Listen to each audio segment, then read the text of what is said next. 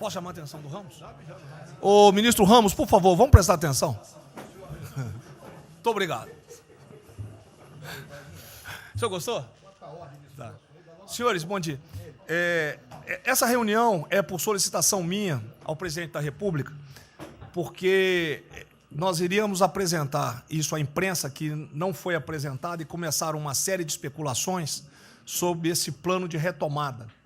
Então, eu solicitei ao presidente uma reunião com os ministros, porque o plano não vai ter efeito se todos os senhores não nos ajudarem, cada um na sua área, é claro. Tá? Na hora que nós precisarmos das pessoas para a coordenação do plano, o Ministério que não colocar uma pessoa realmente que seja envolvida e tenha capacidade para poder coordenar e executar, esse Ministério vai ficar mais fraco e aí o plano todo fica meio capenga. Tá? É uma apresentação de 10 minutos no máximo, mas é somente isso. Eu pediria também aos senhores que a finalidade não é reunião de ministros para nós discutirmos nada, é simplesmente para apresentarmos o plano. Como é que saiu essa ideia? Eu estava conversando com diversos ministros, entre eles Rogério Marinho, o Tarcísio, inclusive o nome do plano, eu roubei de um plano do Tarcísio, né, Tarcísio? Né? Pedi autorização a ele, roubei. É um plano Marshall brasileiro. Né? E eu comecei a observar que tinha plano da Ministério de Desenvolvimento Regional, que a economia tem plano, que a saúde tem plano, e não estava havendo uma coordenação, uma sinergia. Então, esse foi o motivo dessa reunião aqui. Eu vou procurar ser bem breve e objetivo. Por favor, passa a primeira. Muito bom. Passou tudo. Acabou. Então, vamos acabar. Você está no fim, está errado, cara. Porra. Passa a primeira. Muito bem. Os senhores podem observar o seguinte. Eu comecei com o presidente. O problema, nós estávamos invertendo a questão de uma lógica de raciocínio. Nós temos um problema, né? Nós temos que ver quais são as consequências negativas desse problema. Todo mundo sabia, sanitárias e econômicas. Ninguém tem dúvida, com reflexo em todos os ministérios.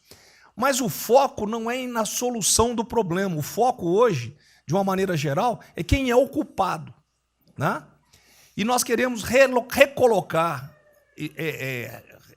vamos dizer assim, readequar isso aí para como o governo deve reagir a este problema para achar uma solução para as duas consequências negativas que ocorrem. Próximo. Então, é um programa. O programa se chama Pro Brasil, tá? Dou crédito ao azar do Tarcísio foi ele ter conversado comigo. Eu gostei e roubei. Né? Pro Brasil é um programa para integrar, aprimorar ações estratégicas. Os senhores vão ver que o foco ele não é de governo, ele é de Estado. Eu estou tentando fazer uma projeção de 10 anos. Tá? Eu estou tentando, não, nós vamos ter que fazer isso aí. Para a retomada do crescimento socioeconômico em resposta aos impactos relacionados ao coronavírus. Tá? Pode passar, por favor. As dimensões do programa são essas aí. Ó, tá? Ele pega um modelo de governança, ele busca melhoria da produtividade, investimentos estruturantes e ações estratégicas do setor público. Vai. O programa se divide em duas etapas, ou duas partes. O Pro Brasil, deixa eu ver aqui que eu não estou conseguindo enxergar. Ordem e o Pro Brasil Progresso. Tá? O Pro Brasil Ordem, que você não imprimiu para mim, e eu agradeço.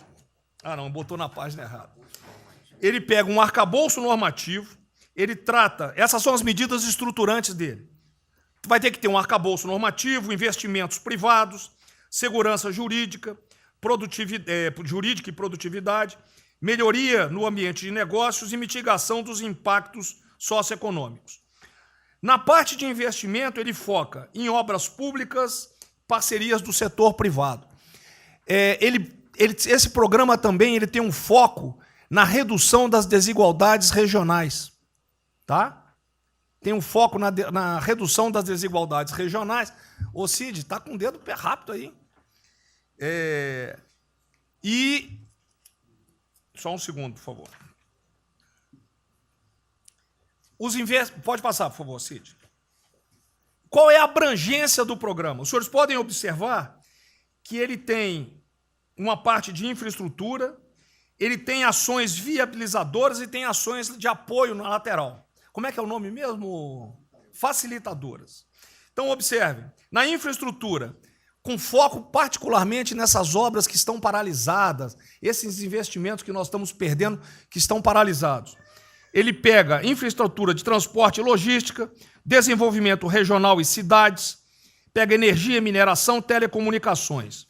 No desenvolvimento produtivo, ele foca na indústria, agronegócio, serviços e turismo. Nas laterais, os senhores têm a parte de cidadania, capacitação, saúde, defesa, inteligência e segurança. Tem também cadeias digitais, indústria criativa e ciência. E nas viabilizadoras, que são transversais em toda a parte do programa, nós temos finanças e tributação, legislação e controle, meio ambiente e a parte institucional e internacional. Qual é por favor, o nosso time frame que nós estamos pensando aí? A estruturação do programa. Eu preciso que os senhores... Nós vamos fazer uma reunião, como os senhores podem ver. É a primeira reunião do grupo de trabalho, tá? Com todos os ministérios envolvidos. Na sexta-feira agora, tá? Os senhores vão receber o horário. E aí nós teremos, de maio a julho, a estruturação do programa. De agosto a setembro, o detalhamento do projeto. A partir de outubro, implantação em larga escala, tendo um foco prioritário naquelas ações que tenham uma resposta mais imediata. Porque o brasileiro é o seguinte, na hora que nós lançarmos o programa, eles vão começar a cobrar resultado. Né? Então, eu tenho que ter alguma resposta para o público.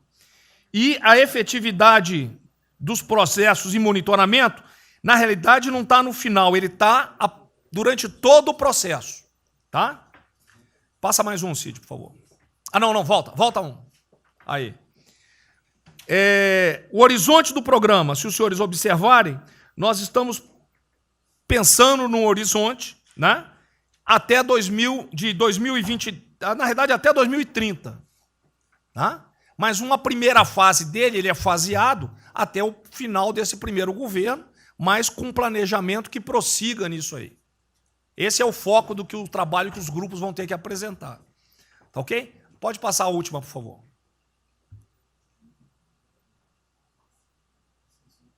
É sem som mesmo. Certo? Só um layout para os senhores.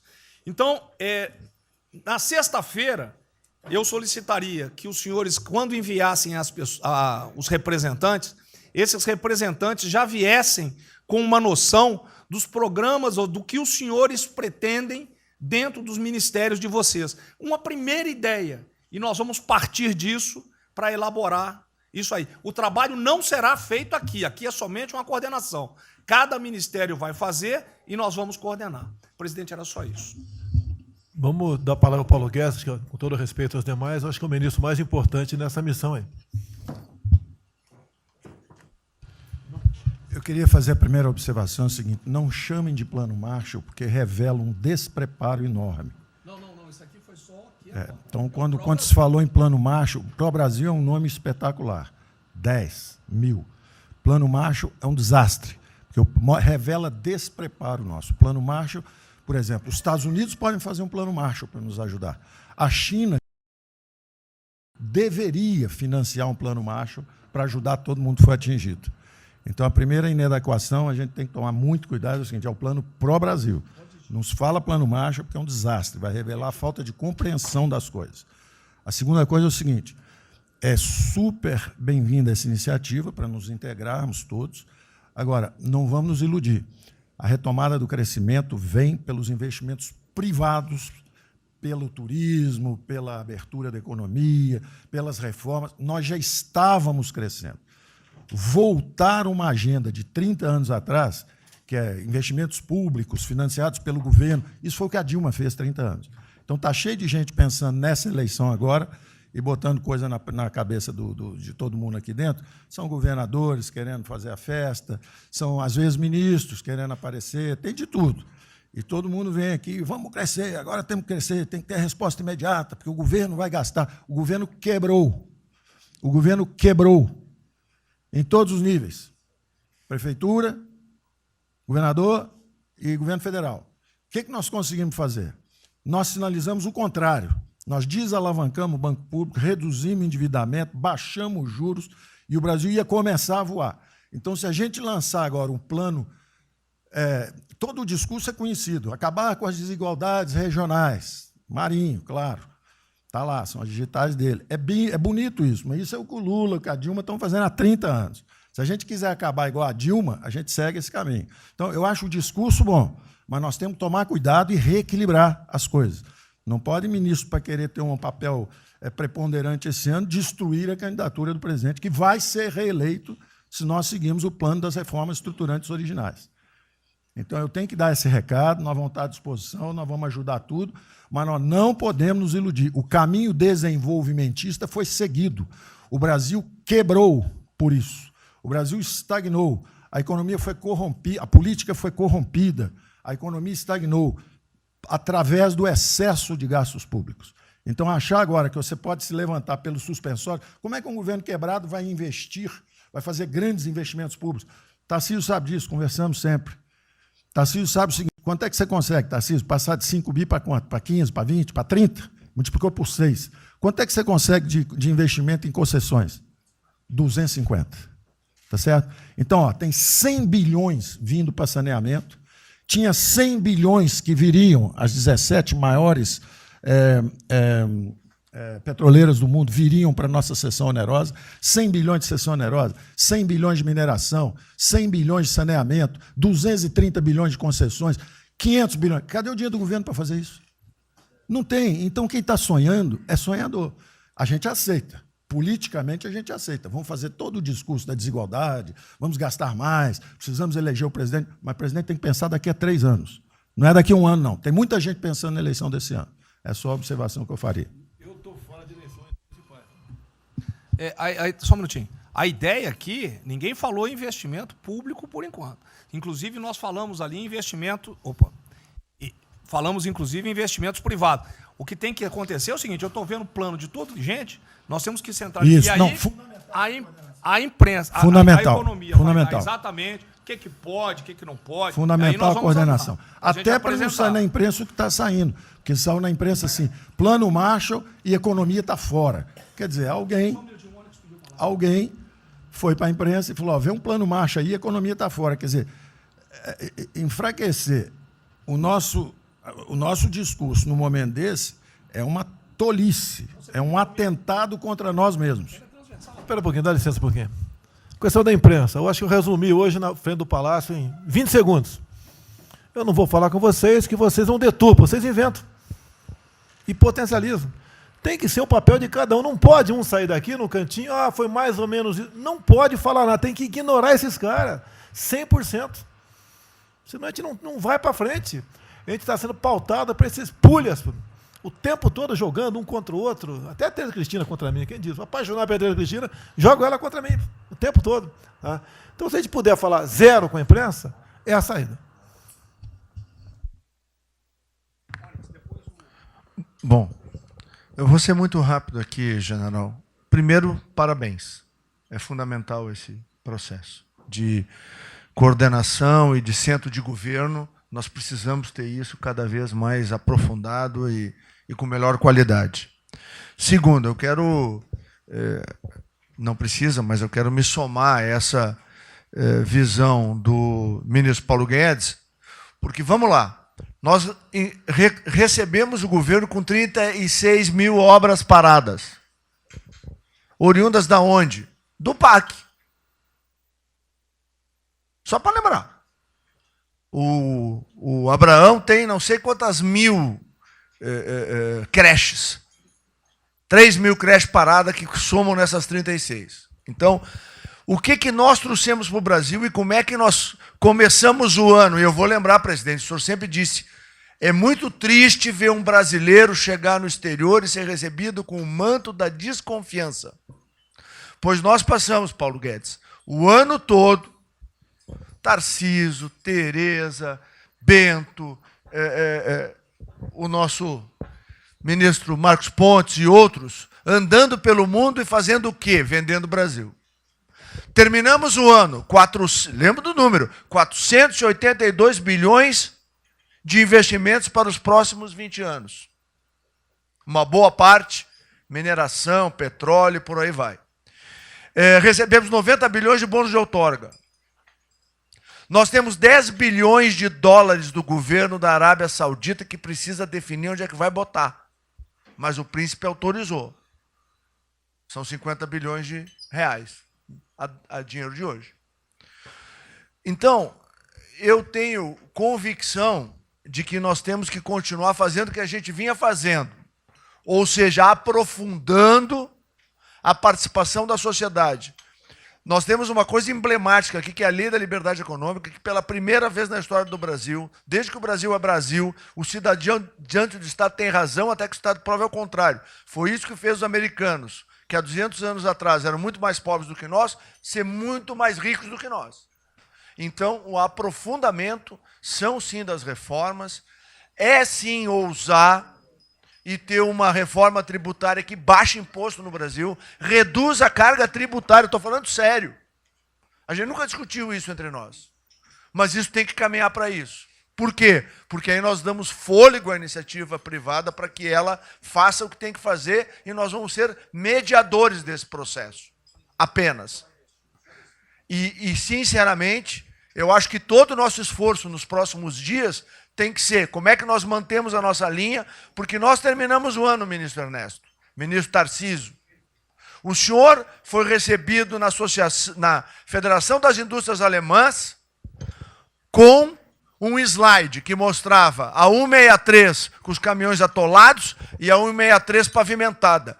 E o presidente que coordenava aquele momento, eu estava lá lhe aguardando, voltando da Rússia, disse ao senhor, o que vocês brasileiros fizeram que nós não acreditávamos que vocês recuperaram a confiança e estão fazendo tantas transformações. Então, presidente, só para concluir, 100% nesta linha, mas que a gente não perca o foco original, porque por onde a gente estava caminhando, nós recuperamos a confiança externa e externa. Fomos acometidos de algo muito grave, que é uma doença, e que foi levado ao paroxismo da histeria, porque serve a interesses de muitos, os mais variados, eu não vou aqui detalhar.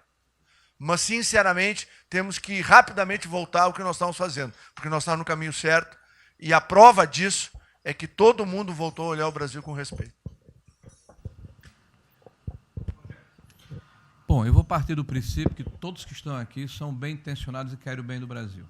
Tá? Então, não acredito em teoria da conspiração, nem que ninguém quer solapar os alicerces da República, nem abalar a administração do presidente Bolsonaro. Pelo contrário. E quero lembrar a todos que não existem verdades absolutas. Por favor, vamos refletir. O que está acontecendo hoje no mundo não tem parâmetro nos últimos 100 anos. O que está acontecendo hoje no mundo vai permitir, de acordo com a FMI, foi a previsão de uma semana atrás, de uma diminuição de quase 3% do PIB mundial, e no caso do Brasil, de mais de 5%. Não tem paralelo.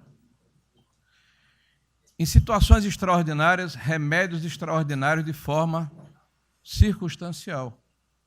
Isso não significa que nós tenhamos a necessidade de implantarmos uma política permanente. O ministro Braga Neto está, na sua apresentação, ele estabelece, inclusive, um limite temporal e deixa claro que é uma política de Estado.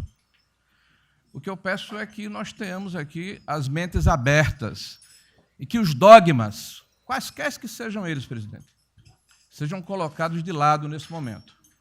Porque os governos do mundo, certamente, têm a capacidade de entender o que está se passando. E eu tenho visto governos extremamente liberais preparando programas de reconstrução, levando em consideração a necessidade de que o Estado Nacional passe a ter um papel diferente como tomador de risco nesse momento em que há uma queda abrupta da liquidez. O ministro Onyx fala com muita propriedade da Arábia Saudita, dos 10 bilhões de dólares. É bom lembrar, está aqui o ministro Bento, que está se pagando para se retirar petróleo do mundo. Os países vão utilizar suas respectivas liquidez para resolver os seus problemas de infraestrutura e de retomada das suas economias. Nós temos que ter segurança jurídica, senhor presidente. Respeito a contratos, senhor presidente. Capacidade de alavancar recursos privados com a inversão de recursos públicos, sim. É bom lembrar que eu tenho ouvido falar, não sei se é verdade, depois a gente vai colocar na ponta do lápis, que a gente pode chegar a 600 bilhões de reais esse ano de ajuda a empresas e a pessoas físicas. Recursos do governo federal, fruto de endividamento do governo, desse governo, que vai terminar o ano com um déficit 4, 5, 6 vezes maior do que estava precificado no início do ano. Caiu um meteoro sobre as nossas cabeças. Então, por favor, nós não podemos começar uma discussão com verdades absolutas e com dogmas estabelecidos ao longo de 100 anos, em função de uma catástrofe que se abateu sobre o mundo, e os governos de todo o mundo estão se debruçando sobre o assunto, entendendo que muda o papel do Estado. Senhor presidente, é bom lembrar que, quando houve a unificação da Alemanha, eu acho que esse é um fato histórico irrefutável, o Estado alemão entendeu e fez um pacto de que haveria necessidade de investir em capital humano e infraestrutura na Alemanha Oriental para diminuir desigualdades regionais. E esse é um pacto do Brasil. Essa pode ser uma catástrofe que vai nos afundar, ou pode ser uma onda para a gente surfar, uma alavanca para recuperar o país. Todos os países do mundo estão submetidos ao mesmo processo. Vai depender da nossa capacidade de termos uma opção clara de que forma vamos sair desse problema. Se vamos gastar 600 bilhões de reais para resolver uma situação que é emergencial e todos reconhecemos que é necessária, de darmos segurança à população, no caso alimentar, para evitarmos o caos, para diminuirmos a mortandade das empresas, muito bem, está correto, essa é a boa direção.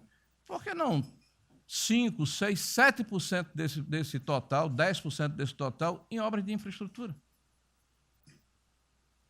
Por que não termos a capacidade de alavancarmos o emprego no momento em que a retomada, todos os economistas aqui reconhecem, vai ser muito lenta? Bom, eu só estou falando isso, presidente, para que nós possamos ter essa discussão sem dogmas, sem verdades absolutas, sem a preocupação de que as coisas continuam como eram antes. Não são como eram antes, aqui e no mundo inteiro. Presidente, eu estava assistindo atentamente a apresentação do colega ministro Braga Neto, e na parte final, ali no slide das questões transversais, está o meio ambiente, mas eu acho que o que eu vou dizer aqui sobre o meio ambiente se aplica a diversas outras matérias. Nós temos a possibilidade, nesse momento que a atenção da imprensa está voltada quase que exclusivamente para o Covid e daqui a pouco para a Amazônia, o general Mourão tem feito aí os trabalhos preparatórios para que a gente possa entrar nesse assunto da Amazônia um pouco mais calçado, mas não é isso que eu quero falar. A oportunidade que nós temos, que a imprensa não está nos dando um pouco de alívio nos outros temas, é passar as reformas infralegais, de desregulamentação, simplificação, todas as reformas que o mundo inteiro, nessas viagens que se referiu o Onyx, certamente cobrou dele, cobrou do Paulo, cobrou da Tereza, cobrou do Tarcísio, cobrou de todo mundo, da segurança jurídica, da previsibilidade, da simplificação. Essa grande parte dessa matéria, ela se dá em portarias e normas dos ministérios que aqui estão, inclusive o de meio ambiente, e que são muito difíceis, e nesse aspecto acho que o meio ambiente é o mais difícil de passar qualquer mudança infralegal em termos de instrução normativa e portaria, porque tudo que a gente faz é pau no judiciário, no dia seguinte.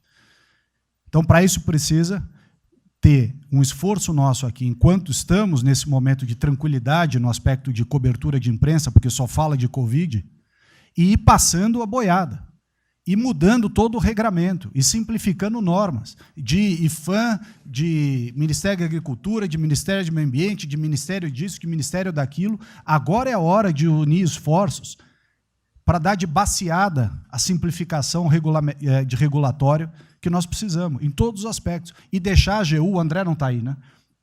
E deixar a AGU de stand-by para cada pau que tiver, porque vai ter. Essa semana mesmo nós assinamos uma medida a pedido do Ministério da Agricultura, que foi a simplificação da lei da Mata Atlântica para usar o Código Florestal. Hoje já está nos jornais dizendo que vão entrar com ações judiciais e ação civil pública no Brasil inteiro contra a medida. Então, para isso, nós temos que estar com a artilharia da AGU preparada para cada linha que a gente avança ter uma coisa. Mas tem uma lista enorme em todos os ministérios que têm papel regulatório aqui para simplificar. Não precisamos de Congresso. Porque coisa que precisa de Congresso também, nesse fuzuê que está aí, não vamos conseguir aprovar. Agora tem um monte de coisa que é só parecer, caneta. Parecer, caneta. Sem parecer também não tem caneta, porque dar canetada sem parecer é cana. Então, isso aí vale muito a pena. A gente tem um espaço enorme para fazer. E, enfim, acho que essa é uma questão importante que estava aí nos slides, Braga Neto. Isso, exatamente. Me ligou agora de manhã o Eduardo Gouveia Vieira, da Firjan. Ele quer fazer uma videoconferência onde mais de 300 empresários do Rio, que é um pouquinho abaixo do potencial de São Paulo, para hipotecar a solidariedade. A ideia que nós temos de reabrir o comércio. A desgraça que vem pela frente, eu acho que o Paulo Guedes está sendo até legal, hein, Paulo Guedes? Eu não sou economista, não. Vai ser uma porrada muito maior que você possa imaginar. Não sou apenas os informais. Eu acho que já bateu a 10 milhões de carteira assinada, foi para o saco. E os governos estaduais não têm como pagar salário dos caras. Não tem. Em maio, metade dos estados vai ter como pagar salário mais. A desgraça está aí. Eles vão querer empurrar essa trozoba para cima da gente, esse pessoal aqui do lado vai querer empurrar, e a gente vai reagir, porque aqui não é saco sem fundo. Tá? Então, essa preocupação vamos ter. Paralelamente a isso, tem a OAB da vida, enchendo o saco do Supremo, para abrir o processo de impeachment, porque eu não apresentei meu exame de vírus, essas frescuradas todas, que todo mundo tem que estar ligado. Não é apenas cuidar do seu ministério, nessas questões que estamos tratando aqui, é tratar da questão política também. Tá certo? Então, essa preocupação temos que ter, porque a luta pelo poder continua, a todo vapor. E sem neurose da minha parte. Tá? O campo fértil para aparecer uns porcaria aí, né? Levantando aquela bandeira do povo ao meu lado, não custa nada. E o terreno fértil é isso, desemprego, caos, miséria, desordem social e outras coisas mais. Então, essa preocupação todos devem ter. Né? Não é, tá bom, o Ministério fatura, deu merda no colo do presidente. Não pode ser assim. Hoje eu vi o Magno Malta me defendendo. O Magno Malta, desculpa aí, foi tratado lá atrás para ser vice. Depois ele resolveu não ser, tudo bem. Depois foi tratado para ser ministro, tudo bem. Agora, politicamente, ele nunca me deu uma alfinetada e sempre está defendendo, com os problemas que ele tem. Então, não é o ministro ir de peito aberto e entrar no covil dos leões. Mas não pode. Né? Por exemplo, quando se fala em possível impeachment, ação no Supremo, baseado em filigranas, eu vou em qualquer lugar do território nacional. Ponto final. O dia que for proibido de ir para qualquer lugar do Brasil, pelo Supremo acabou o mandato. E espero que eles não decidam, ou ele, né, monocraticamente, querer tomar certas medidas, que daí nós vamos ter uma crise política de verdade. E eu não vou meter o rabo no meio das pernas. Isso, zero. Tá certo? Porque se eu errar, se achar um dia ligação minha com o empreiteiro, dinheiro na conta na Suíça, porrada, sem problema nenhum. Vai para o impeachment e vai embora. Agora, com frescura, com babaquice, não. Até em cima do que eu falei, em frente ao Forte Apache. Eu sou o chefe supremo das Forças Armadas. Ponto final. O pessoal estava lá, eu fui lá. Dia do Exército. E falei algo que eu acho que não tem nada demais. Mas a repercussão é enorme. Oh, AI-5. Cadê o AI-5? Acabou com o AI-5, não existe adicional no Brasil mais. É uma besteira. Artigo 142. É um pessoal que não sabe interpretar a Constituição. Agora, em cima disso, fazer uma onda. Vamos ouvir deputados, empresários, sei lá o que for. Agora, quando a Câmara faz lá dentro uma homenagem a Che Guevara, a Mao Tse Tung e tudo mais, não tem problema nenhum. Quando o Partido Comunista do Brasil faz suas convenções e idolato lá, Fidel Castro, então não tem problema nenhum. Quando um coitado levanta uma placa de AI-5, que eu estou me lixando para aquilo, porque não existe AI-5. Não existe. Artigo 142. Nós queremos cumprir o artigo 142, todo mundo quer cumprir o artigo 142. E haver necessidade, qualquer dos poderes pode, né, pedir às Forças Armadas, né, que intervenham para restabelecer a ordem no Brasil, naquele local, sem problema nenhum.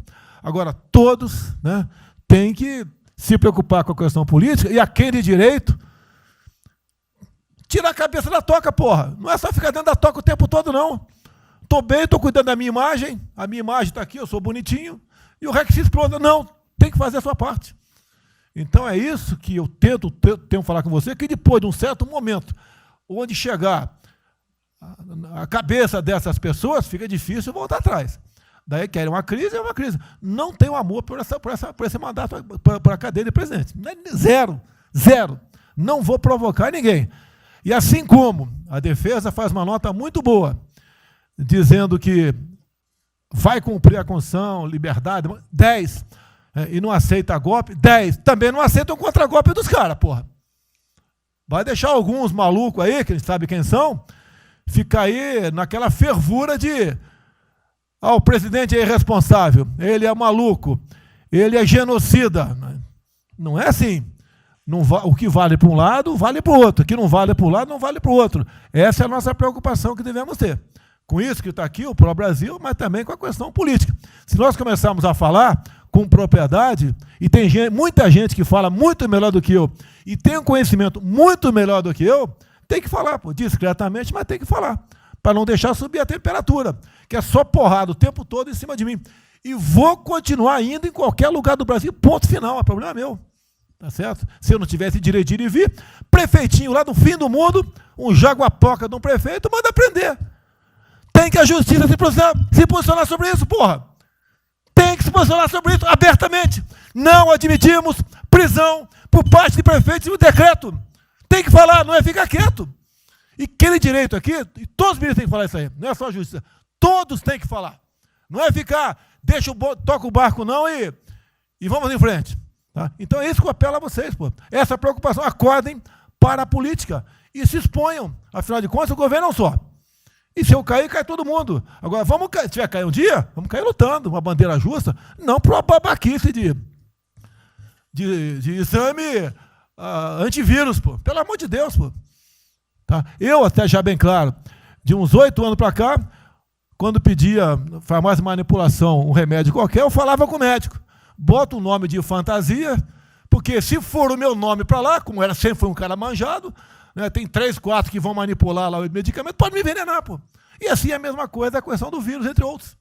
De acordo com o interesse, o cara dá negativo ou dá positivo, depois que deu, vai para a contraprova, mas dá problema. E nós sabemos, tá certo, que nós temos um compromisso com a verdade. Eu jamais mentiria se não tivesse realmente um exame negativo.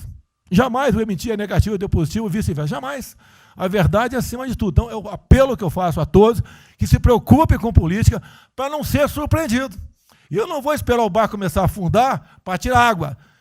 Estou tirando água e vou continuar tirando água de todos os ministérios. No cante é isso. A pessoa tem que entender.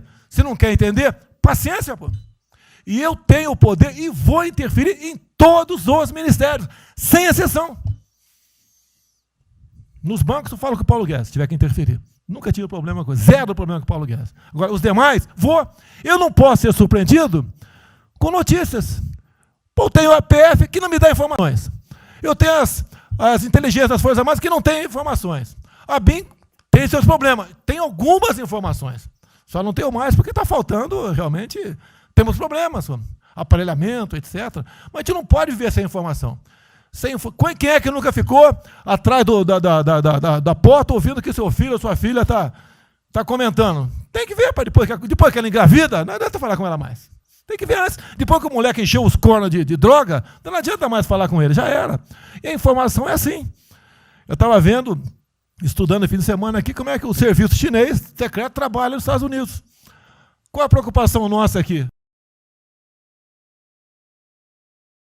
É simples o negócio. Ah, não deve falar publicamente. Deve falar como? Está todo mundo vendo o que está acontecendo?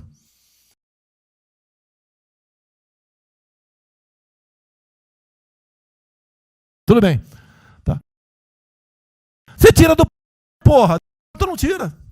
É uma realidade. Não adianta esconder mais, tapar o sol com a peneira. Vai em alguns ministérios, tem gente deles plantada aqui dentro. Então não quer brigar. Zero briga. Precisamos dele para vender? Sim, eles precisam também de nós. Porque se não precisasse, não estariam comprando a soja da gente, não. Precisam. E é um negócio, pô.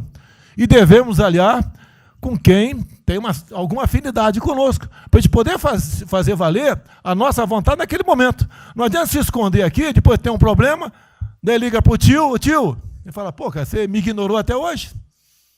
Você só não me chamou de imperialista, igual a esquerdalha e o FHC falava no passado. No resto, agora não dá mais.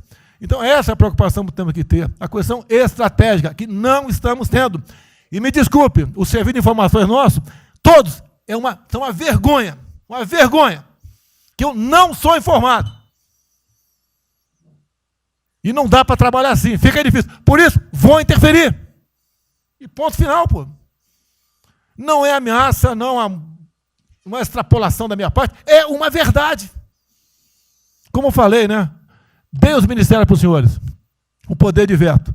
Mudou agora, tem que mudar, pô. E eu quero realmente governar o Brasil. Nós precisamos de todos aqui, como disse o Marinho, né? Aqui é o mesmo barco. Se alguém cavar no porão aqui, vai todo mundo para o saco aqui, vai todo mundo morrer afogado. Então é isso que a gente precisa, é pensar além do que tem que fazer internamente aqui. Quando explodiu o Inmetro, eu conversei com o Paulo Guedes. Desculpa a linguagem, é uma putaria o Inmetro. Trocar tacógrafo, tocar taxímetro, botar chip na bomba de combustível, putaria, igualzinho a tomar 3 pinos. Está muito bem agora, a imprensa enfiou porrada. Botou um coronel. O coronel formado pelo IME. Não ia botar um coronel sem uma formação. Tá? E assim nós devemos agir. Como eu estava discutindo agora, IFAM, está lá vinculado à cultura. Eu fiz a cagada em escolher, não escolher uma pessoa que tivesse também outro perfil. Uma excelente pessoa que está lá, tá? Mas tinha que ter outro perfil também. O IFAM para qualquer obra no Brasil. Compara do Luciano Hang. Encontra lá um cocô petrificado de índio, para a obra, pô. Para a obra. O que tem que fazer? Alguém no IFAM que resolva o assunto. E assim nós temos que proceder. E assim, cada hora, como eu falei da Tereza Cristina, que mudou uma instituição normativa, revogou uma instituição normativa, ajudou 400 mil pessoas no Vale do Ribeira, parabéns a ela. Assim são outras decisões. A questão de armamento, tá? As questões de... por quê? Espera aí. Senhor ministro da Justiça, por favor. Foi decidido há pouco tempo que não podia botar algema em quase ninguém. Por que estão botando algema em cidadão que está trabalhando, ou mulher que está em praça pública, e a justiça não fala nada? Tem que falar, pô. Vai ficar quieto, até quando? Ou eu tenho que continuar me expondo? Tem que falar, botar para fora, esculachar. Não pode botar algema. Decisão do próprio Supremo. E vão ficar quietos até quando? Ficar humilhando o nosso povo. Porque isso está crescendo. O pessoal fica apontando para mim, votei em você para você fazer alguma coisa. Votei em você para você tomar decisões, para você brigar. E é verdade. Eu estou me lixando com a reeleição. Eu quero mais que alguém seja eleito, se eu vier candidato, tá? Eu quero ter paz no Brasil, mais nada.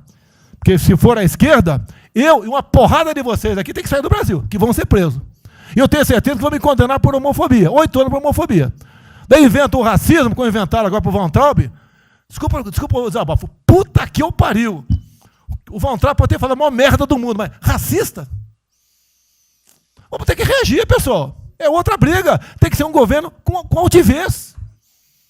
Se expor, mostrar que nós temos o povo do nosso lado. Que nós somos submissos ao povo. Nós queremos realmente, é como disse, se não me engano, Margaret Thatcher, né? Ou Reagan, não sei, para ser conduzido pela povo brasileiro, e ponto final. Onde o povo está, vamos estar junto. Eu não convidei ninguém para ir para frente do Forte Apache. Ninguém, zero. Estava na casa do meu filho, fiquei sabendo, vou para lá. A imprensa está falando agora que não sei, 2 ministros militares aí não aceitaram o meu convite. O dia que ou eu convido o ministro para o churrasquinho em casa, eu pago uma missão. Tá? Não sei, eu pago uma missão. Se a missão for absurda, o ministro falou, tchau, tô fora. Tá certo? Ou vai e fica puto, mas vai, pô. E jamais eu vou pagar uma missão escrota para quem quer que seja. Nem no quartel fazer isso com recruta, nem no quartel. Tá certo? Quem dirá o nosso convívio aqui, que é muito bom, partir para essa linha. Não estamos em desespero, nós estamos bem. Não somos acusados de desvio, de corrupção, nada, está zero. Temos problema pela frente, vamos tentar solucionar. Eu tenho conversado com vários ministros.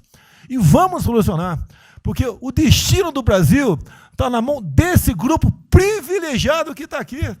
Eu não seria nada sem vocês. Vocês não seriam ministros sem eu. Duvido, dificilmente alguém ia ser ministro tivesse uma Haddad aqui, eu duvido. Poderia aceitar por alguns dias, né? Depois ver a sacanagem que ia ser, não ia ser diferente do que foi os 2 anos anteriores do PT, né? Ia pedir para sair. Então, um apelo para vocês, todo mundo se preocupa com o futuro do Brasil, com a questão política. Criticar um ato de uma pessoa ou outra não é criticar o Congresso ou de criticar o Supremo Tribunal Federal. Quem não ficou revoltado, viu, o Moro ficou revoltado com a liberdade desse pessoal. Por causa de vírus, botou esse estuprador para fora. Imagine se tivesse estuprado uma filha nossa, um filho da puta desse posto de liberdade. Agora temos que colocar no lugar dessas pessoas, desse pai que teve a filha estuprada, e o vagabundo foi posto na rua. Uma decisão, foda-se quem seja, tem que jogar pesado em cima disso. Não é um desabafo, pessoal, é uma realidade. O nosso barco está indo, mas não sabemos ainda, no momento, dado o último caso, vírus, para onde está nosso barco. Pode estar indo em direção ao iceberg. A gente vai para o fundo. Então, vamos se ligar, vamos se preocupar. Quem de direito se manifesta com altidez, com palavras polidas, tá? Mas coloca uma posição. Porque não pode tudo vem para a minha retaguarda, tudo. Tá? E vocês têm que apanhar junto comigo, logicamente, quando tiver motivo para apanhar, ou motivo para bater. Não, bem, a primeira questão do plano ali que foi apresentado, fica aqui o registro do meu elogio, certo que ele tem que ser preenchido aí nos detalhes, existem as questões econômicas a ser resolvidas lá pelo Ministério da Economia, a ser trabalhado também com as outras áreas econômicas. Só faria uma sugestão aqui, ministro, se pudesse colocar desde logo, em algum momento desse plano, alguma referência importante também à segurança pública e ao controle da corrupção.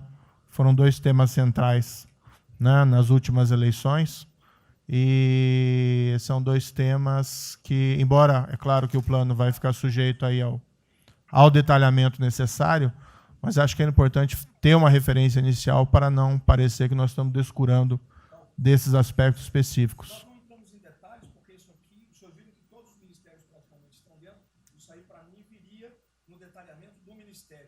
Mas eu acho que politicamente cabe. Não, sim. Não, eu entendo que cabe no detalhamento, mas acho que uma referência, né, seria interessante. A gente tem que apontar também que ou foi uma vitória do governo, do presidente. Ano passado houve uma queda expressiva desses principais indicadores criminais. Isso, embora seja mais vinculado com a questão da vida e segurança das pessoas, também é um fator importante para o investimento econômico, para atrair, melhorar o ambiente econômico. E o controle da corrupção também é pressuposto, né? Então, faria exclusivamente essa sugestão específica.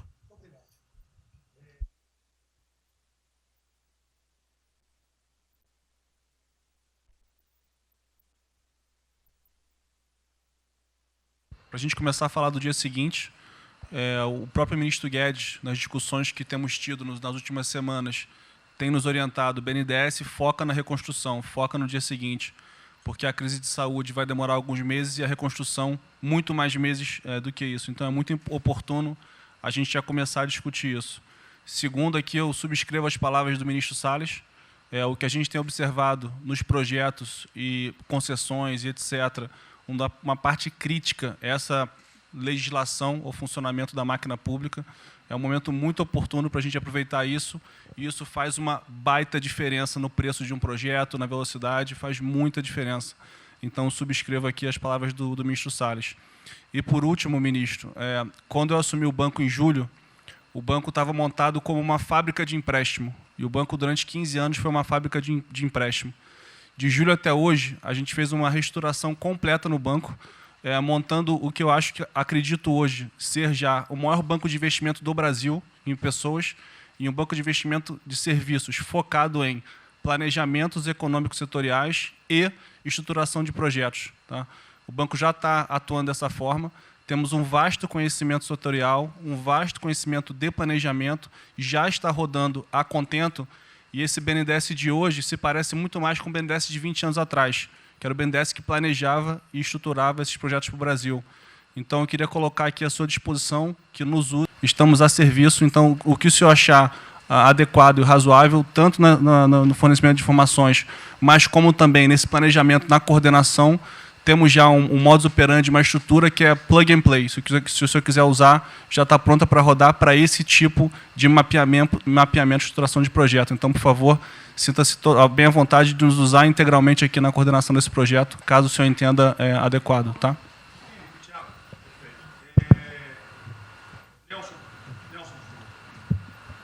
Alô?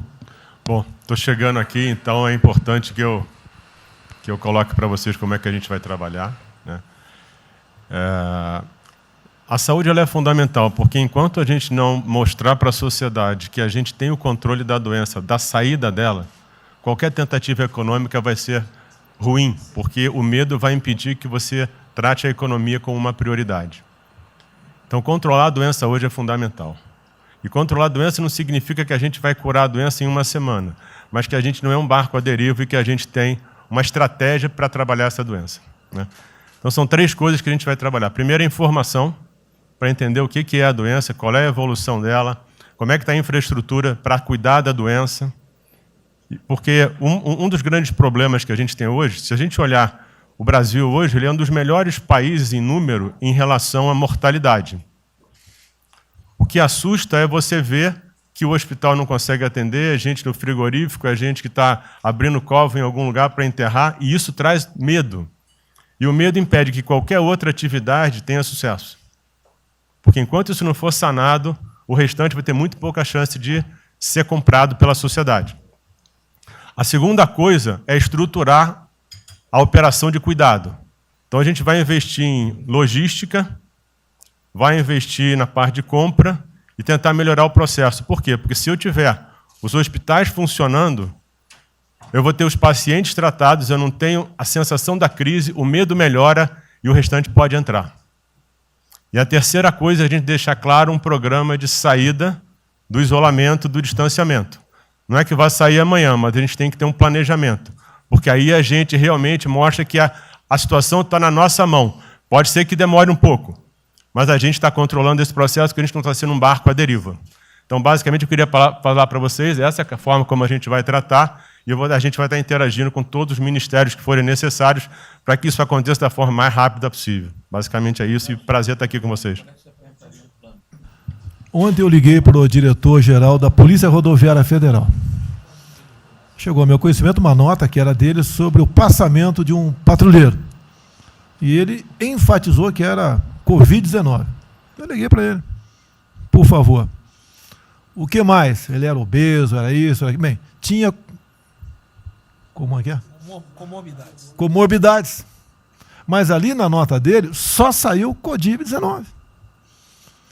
Então vamos alertar a quem de direito ao respectivo ministério, pode botar Covid-19, mas bota também, tinha fibrose, um montão de coisa, não entendo esse negócio não, tem um montão de coisa lá, para exatamente não levar o medo à população. Porque a gente olha, morreu um sargento do Exército, por exemplo, a princípio é um cara que está bem de saúde, né? Um policial federal, né? Seja lá o que for. E isso daí não pode acontecer. Então a gente pede esse cuidado com os colegas, tá? A quem direito ao respectivo ministério, que tem alguém encarregado disso, né? Para tomar esse devido cuidado, para não levar mais medo ainda para a população. Você perguntou em relação a ele, perguntou quanto tempo levaria para mostrar um plano, alguma coisa. Eu acredito que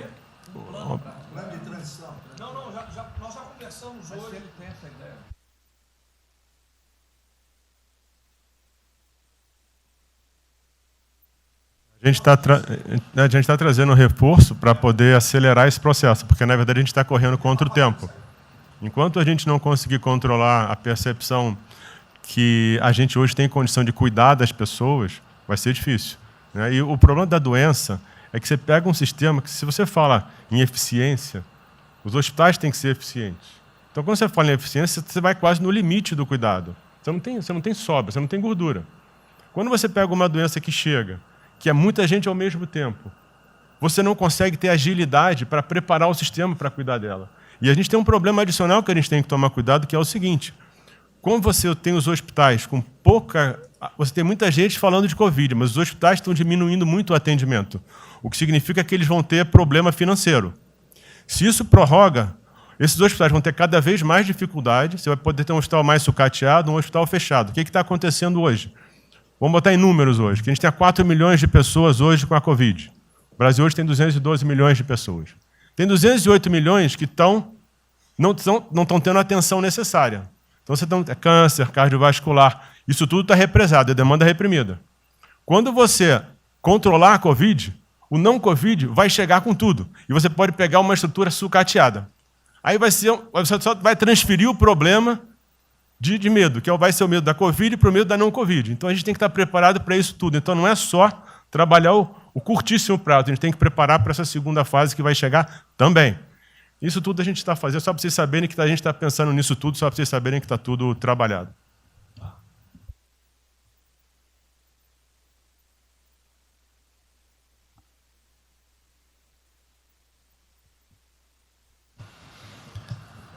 Só para louvar a iniciativa, acho que é importante essa coordenação da Casa Civil. Tenho certeza que é o que a sociedade...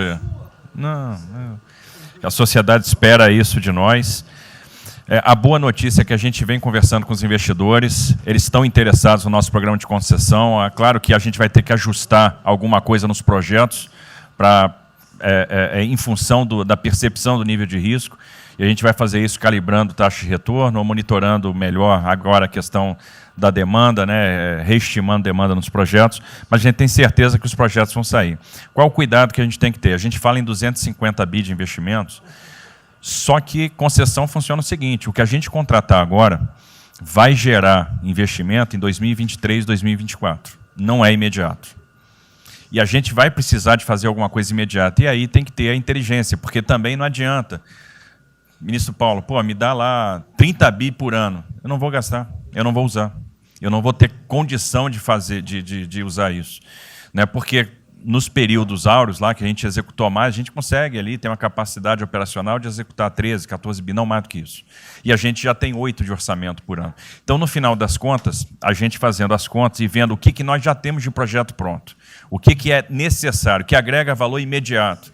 É 135 Maranhão lá, que leva a safra para o Porto de Itaqui, que se acabou. Ali eu posso fazer uma intervenção imediata. E do que a gente vai falar? Eu estou falando de pegar os 8 que a gente tem e agregar mais 3, mais 4 por ano. É essa a conta. E eu acho que isso é realmente necessário para gerar emprego, para dar a resposta que a sociedade está querendo e conjugando isso com o investimento privado. As duas coisas têm que andar junto, né? E aí nós vamos dar o bom retorno. A gente está vendo aí o esforço que o BNDES está fazendo, acho que está fazendo um trabalho magnífico, trazendo o banco, trazendo o privado, o sindicato de bancos, para assumir uma responsabilidade que é deles também. O Banco Central injetou um monte de liquidez aí no sistema, para o dinheiro não ficar empossado, e aí preservando o caixa para atuar, né, nesses projetos de infraestrutura, que vai ser fundamental. Então, eu acho que é essa linha que nós precisamos ter, né? E tivemos aí 2 caras aí na história recente que pegaram terra arrasada e entraram para a história. Um foi o Roosevelt, o outro foi o Churchill. O terceiro vai ser o Bolsonaro.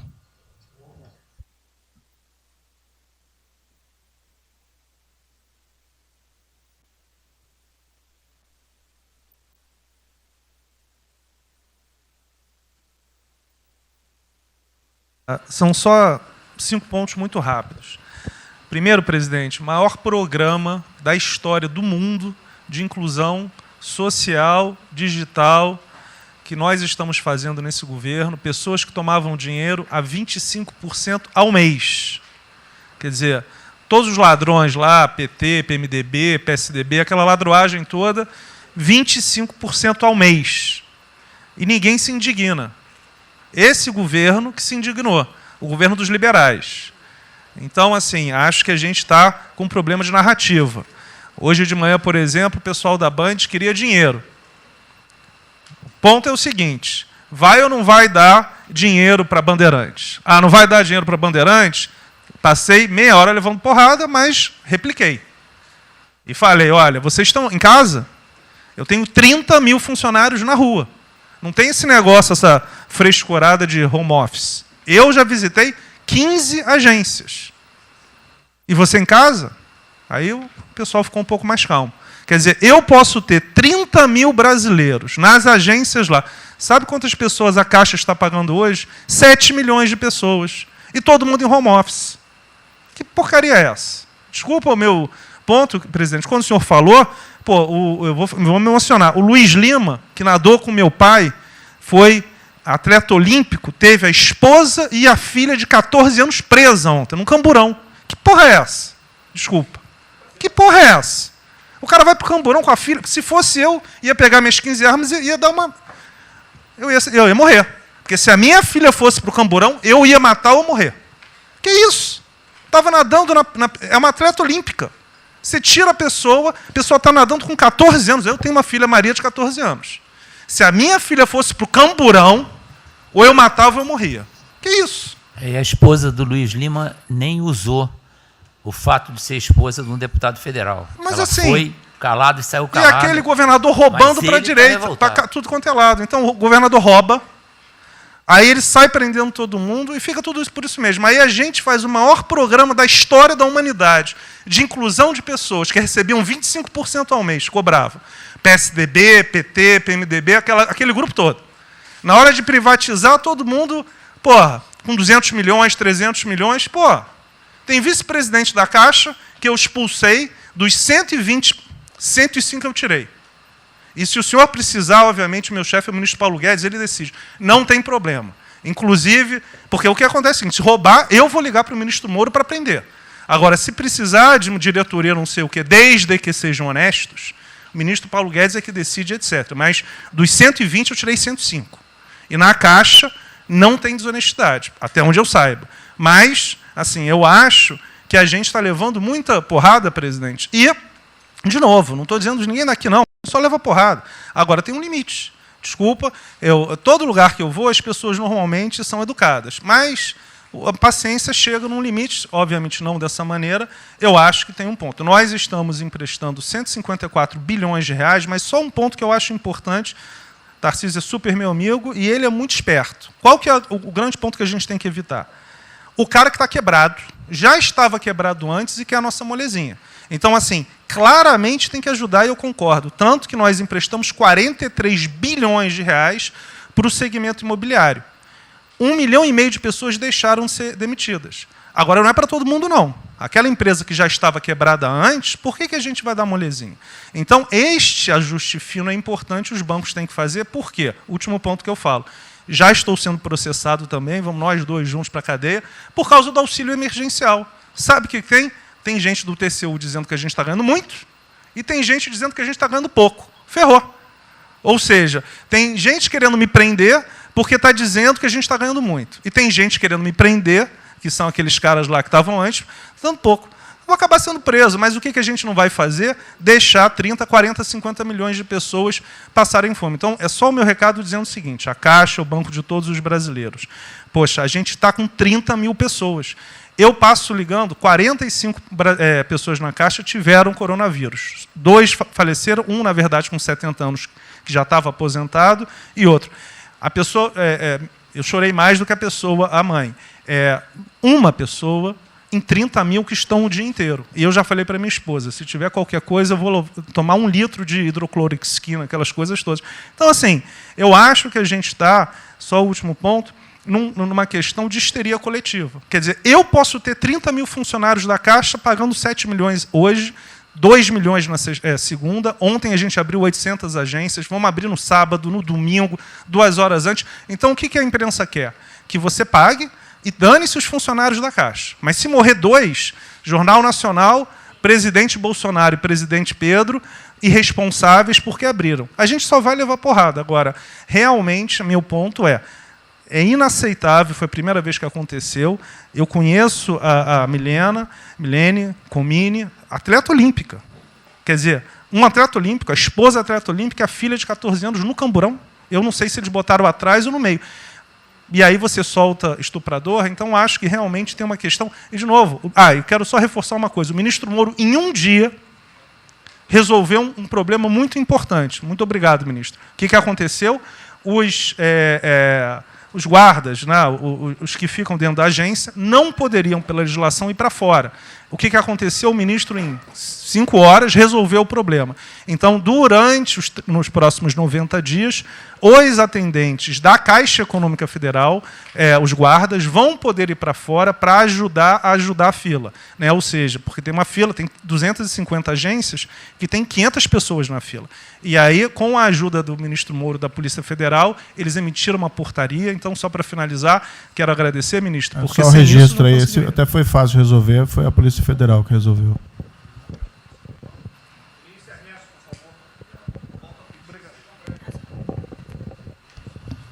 Obrigado, ministro. Rapidamente, sobre o plano. A dimensão internacional do plano, evidentemente, é fundamental, já está ali contemplada. Eu queria mencionar o seguinte, eu acho que é fundamental que essa dimensão internacional não seja simplesmente uma adaptação nossa ao cenário internacional, mas que ela leve em conta a capacidade que o Brasil hoje tem de influir no desenho de um novo cenário internacional. Eu estou cada vez mais convencido de que o Brasil tem hoje as condições, tem a oportunidade de se sentar na mesa de 4, 5, 6 países que vão definir a nova ordem mundial. Outro dia, na conversa do presidente com o primeiro-ministro da Índia, o indiano disse que vai ser tão diferente o pós-coronavírus do pré quanto o pós-Segunda Guerra do pré. E eu acho que é verdade. E assim como houve um Conselho de Segurança que definiu a ordem mundial 5 países depois da Segunda Guerra, vai haver uma espécie de novo Conselho de Segurança, e nós temos, dessa vez, a oportunidade de estar nele e acreditar na possibilidade do Brasil influenciar e ajudar a formatar um novo cenário. E esse cenário, eu acho que ele tem que levar em conta o seguinte, estamos aí revendo os últimos 30 anos de globalização, vai haver uma nova globalização. O que aconteceu nesses 30 anos? Foi uma globalização cega para o tema dos valores, para o tema da democracia e da liberdade. Foi uma globalização que, a gente está vendo agora, criou um modelo onde no centro da economia internacional está um país que não é democrático, que não respeita direitos humanos, etc. Né? Essa nova globalização, acho que não pode ser cega. Né? Tem que ser uma globalização, tem que ser uma estrutura que leve em conta, claro, a dimensão econômica, mas também essa dimensão da liberdade dos valores. E, da mesma maneira, acho que o plano está apontando para isso, na nossa dimensão nacional, também não pode ser um plano cego para essas dimensões daquilo que nos traz, né, que traz o projeto do presidente, que é não simplesmente a eficiência, a pujança, o crescimento econômico, mas a liberdade, o combate à corrupção, a reinvenção de um Brasil livre, dessas mazelas que nós conhecemos. Obrigado.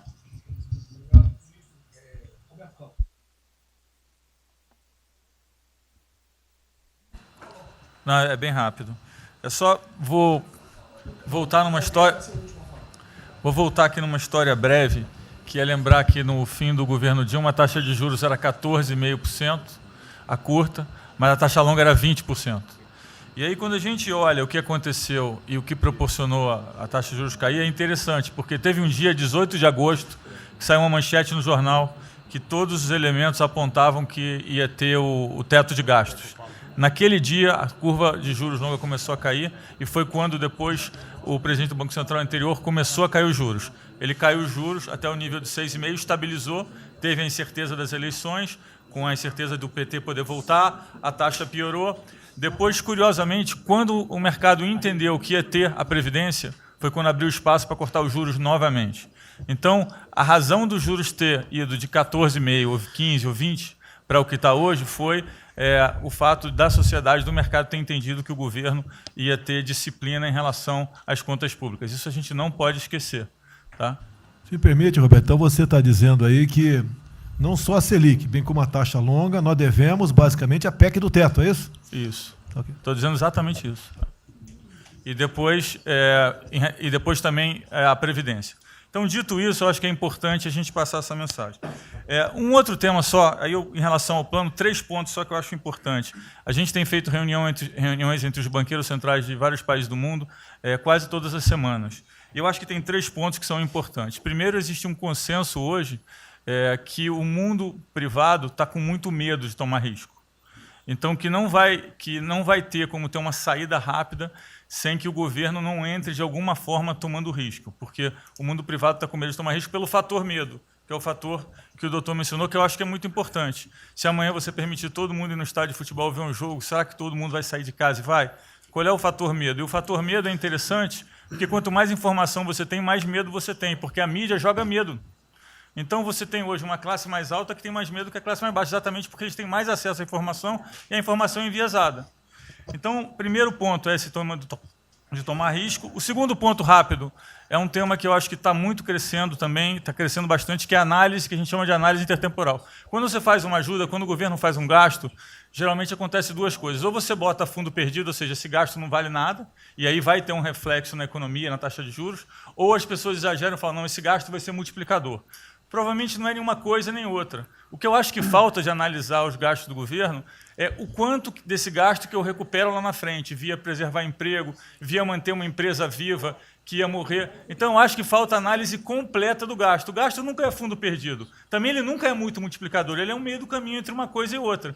E o que eu acho que falta é a análise de eu vou gastar tanto e esse gasto vai ter essa efetividade. Por exemplo, existe uma percepção do mercado que dinheiro para governador e prefeito é dinheiro jogado fora. Pode ser que seja mentira, mas existe essa percepção hoje. E tem vários vídeos rodando por aí, os senhores devem ter visto, de que o dinheiro vai para a prefeitura e não vai parar, porque vai em bem intangível, que é difícil de controlar. Vai em programa que você nunca tem como monitorar. Então, acho que é importante esse tema de fazer essa análise intertemporal, de ver realmente qual é a eficiência do gasto. E, por último, último ponto, conversando com investidores, a gente tem feito isso, inclusive nós fizemos uma conversa, 2 bancos centrais com investidores, inclusive de infraestrutura, e o problema principal que aparece em toda a conversa no Brasil, do investidor privado, é que, no passado, toda vez que o investidor privado entrou, teve muita sacanagem. O tema da governança é super importante. Então, eu estava conversando com o Marinho, a coisa mais importante desse projeto, na minha opinião, é garantir que a governança é boa, para o investidor privado ter certeza que ele vai estar junto com o governo, ou ele vai estar em grande parte tomando risco, às vezes o governo vai tomar um pouquinho, mas que é uma coisa que ele não precisa se preocupar na frente com a governança. E o jeito de melhorar a governança é colocar agentes internacionais que fazem governança mundial. A gente conversou um pouco sobre isso, é só isso. Obrigado. Obrigado. Ministra Damares, por favor. Perdão, Marcelo já falou? Não. Não.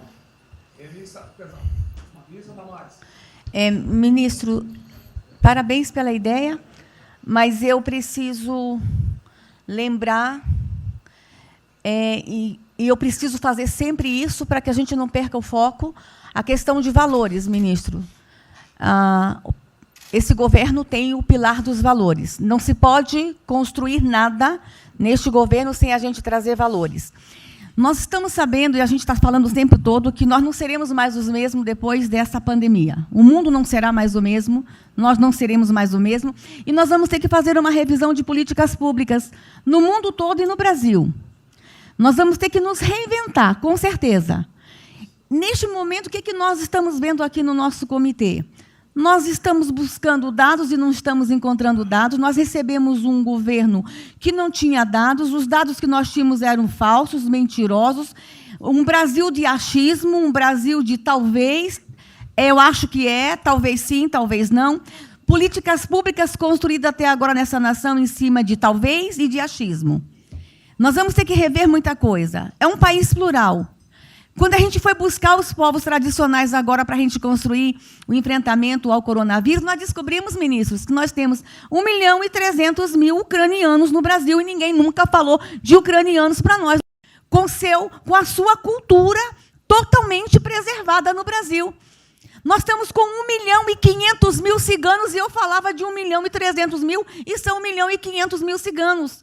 Nós estamos... Então, presidente, nós vamos ter que rever muita coisa na aplicação das nossas políticas públicas no Brasil. Os nossos seringueiros são em números maiores do que a gente imagina no Brasil. Então, tudo que nós formos construir, nós vamos ter que ver, ministro, a questão dos valores também. A questão, os nossos quilombos estão crescendo e os meninos estão nascendo nos quilombos e os seus valores estão lá. Então, tudo vai ter que ver a questão dos valores. E quando eu falo valores, ministro, eu quero dizer para o senhor, nós estamos com quase 80 mil idosos em abrigos no Brasil. Eu me surpreendi com números. Nós estamos com quase 60 mil crianças em abrigos no Brasil. Os números estão me surpreendendo. E eu estou com um número absurdo de mulheres também em busca de abrigos por causa de violência. Então, tudo isso tem que vir para este pacote. Nós vamos ter que fazer algumas revisões de políticas públicas no Brasil. Então, por favor, ministro, coloque aí a questão de valores. E quando eu falo valores, aí eu quero olhar para o nosso novo ministro aqui da Saúde e dizer, ministro, valores estão lá no seu ministério também. Neste momento de pandemia, a gente está vendo aí a palhaçada do STF trazer o aborto de novo para a pauta. E lá estava a questão de as mulheres que são vítimas do Zika vírus vão abortar. E agora vem no coronavírus. Será que vão querer liberar que todos que tiveram coronavírus poderão abortar no Brasil? Vão liberar geral? O seu ministério, ministro, está lotado de feminista que tem uma pauta única, que é a liberação de aborto. Quero te lembrar, ministro, que está chegando agora, este governo é um governo pró-vida, é um governo pró-família. Então, por favor. E aí, quando a gente fala de valores, ministro, eu quero dizer que nós estávamos, sim, no caminho certo. A gente não precisa reinventar muita coisa, não. E eu quero citar aqui o exemplo da política indigenista, como este governo estava construindo. Todo mundo começou a dizer, a esquerda começou a falar, que o coronavírus iria dizimar os povos indígenas no Brasil. O primeiro óbito, dia 12 de abril, sabe o que é isso? A forma como nós estávamos conduzindo a política indígena no Brasil. Primeiro óbito, dia 12 de abril. E eu fui lá para a Amazônia, em Roraima, junto com o presidente da FUNAI e o secretário nacional de saúde indígena, para acompanhar o primeiro óbito. A forma como a gente conduziu deu muito certo. Vamos ter que melhorar? Vamos ter que melhorar. E por que nós fomos lá, presidente? Porque nós recebemos a notícia que haveria contaminação criminosa em Roraima, em Amazônia, de propósito, em índios, para dizimar aldeias e povos inteiros para colocar nas costas do presidente Bolsonaro. Eu tive que ir para lá com o presidente da FUNAI e me reuni com os generais da região e o superintendente da Polícia Federal para a gente fazer uma ação ali meio que sigilosa, porque eles precisavam matar mais índio para dizer que a nossa política não estava dando certo. Então, o que a gente estava fazendo estava dando certo, o que nós estamos fazendo está dando certo. Então, aqui, general, todo o nosso trabalho que envolve políticas de valores precisa estar aqui no Pró-Brasil. E aí, presidente, só para encerrar, eu quero dizer para o senhor que a sua angústia tem razão de ser. Nunca houve tanta violação de direitos no Brasil como neste período. Direitos fundamentais foram violados.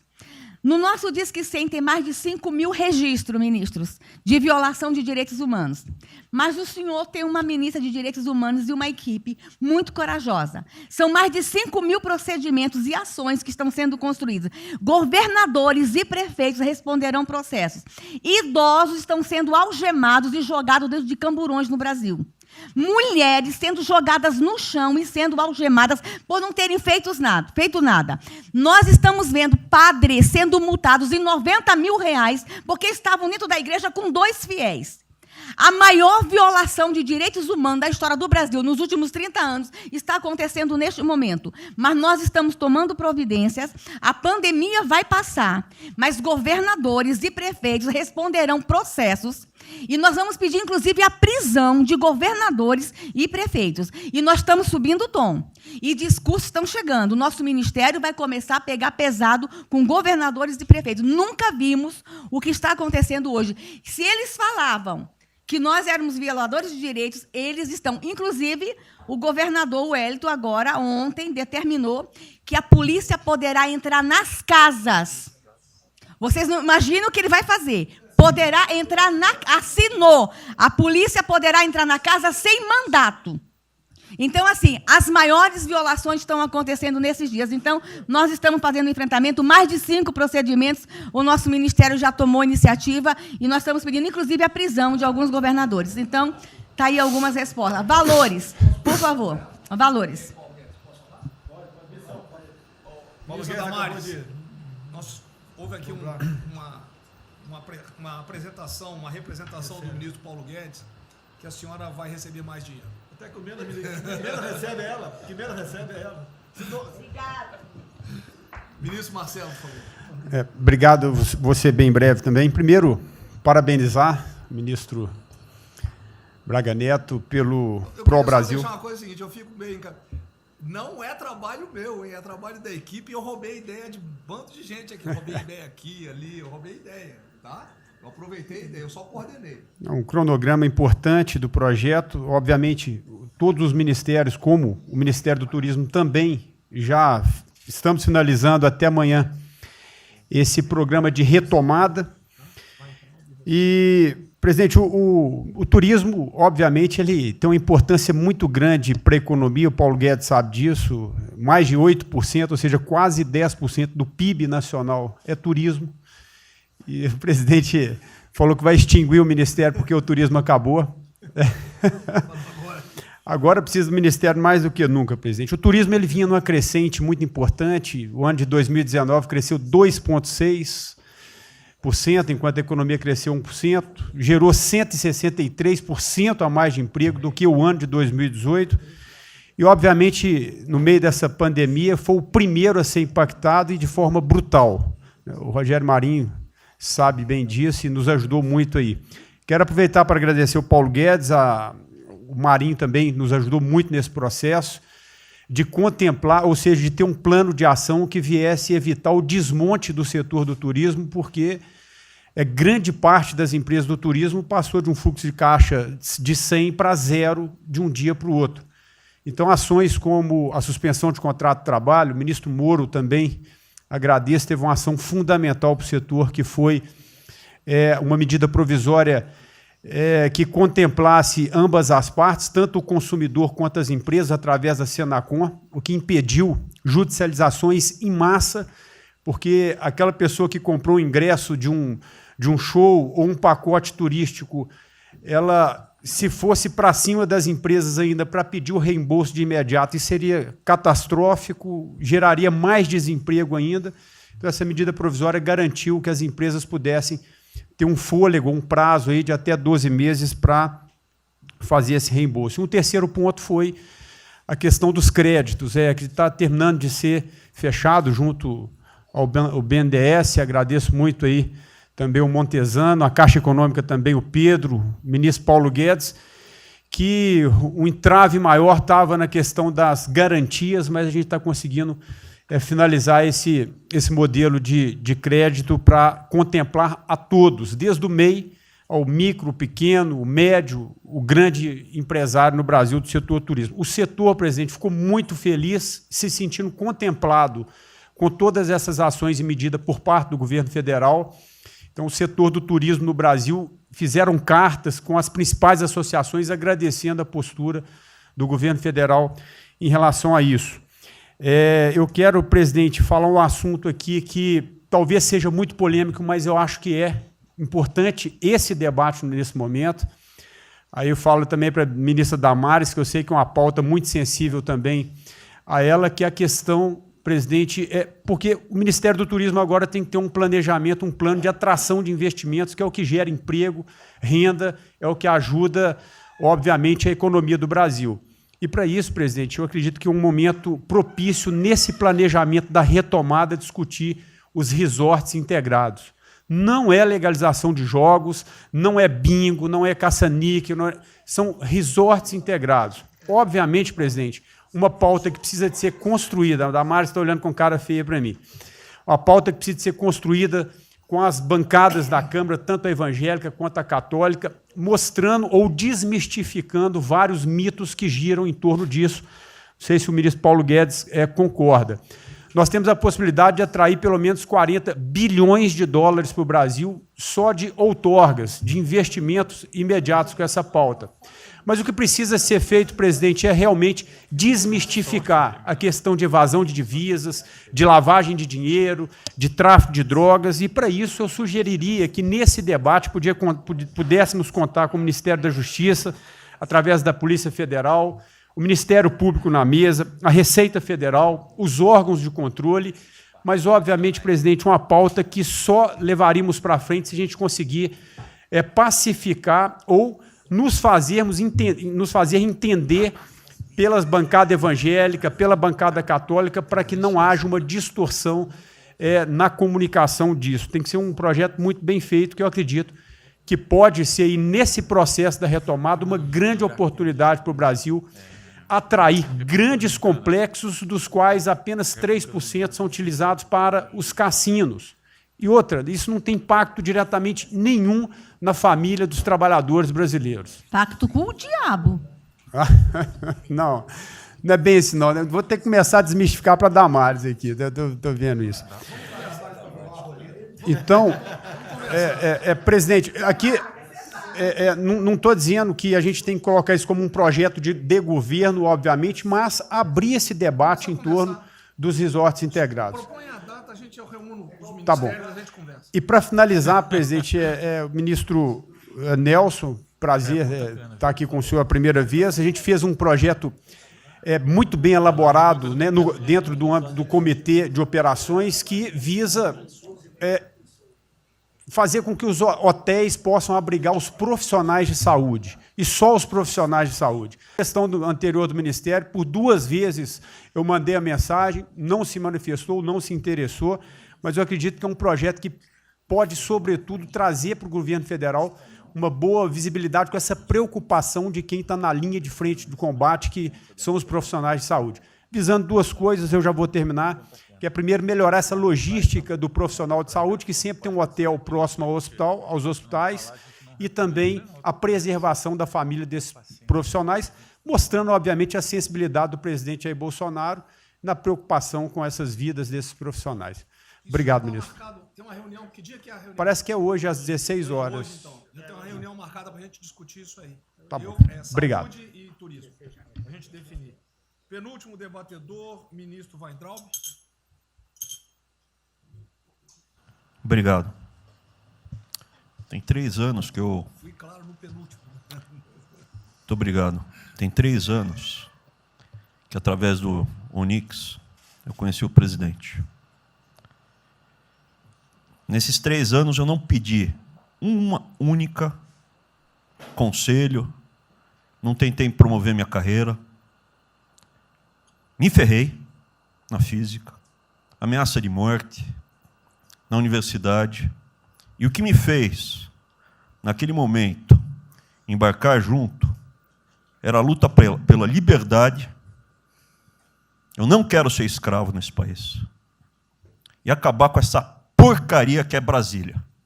Isso daqui é um cancro de corrupção, de privilégio. Eu tinha uma visão extremamente negativa de Brasília. Brasília é muito pior do que eu podia imaginar. As pessoas aqui perdem a percepção, a empatia, a relação com o povo. Se sentem inexpugnáveis. Eu tive o privilégio de ver a mais da metade aqui desse time chegar. Eu fui secretário executivo do ministro Onix. Eu acho que a gente está perdendo um pouco desse espírito. A gente está perdendo a luta pela liberdade. É isso que o povo está gritando. Não está gritando para ter mais Estado, para ter mais projetos, para ter mais... O povo está gritando por liberdade. Ponto. Eu acho que é isso que a gente está perdendo. Está perdendo mesmo. O povo está querendo ver o que me trouxe até aqui. Eu, por mim, botava esses vagabundos todos na cadeia. Começando no STF. E é isso que me choca. Era só isso, presidente. Eu realmente acho que toda essa discussão de vamos fazer isso, vamos fazer aquilo, eu vi muitos ministros que chegaram, foram embora. Eu percebo que tem muita gente com agenda própria.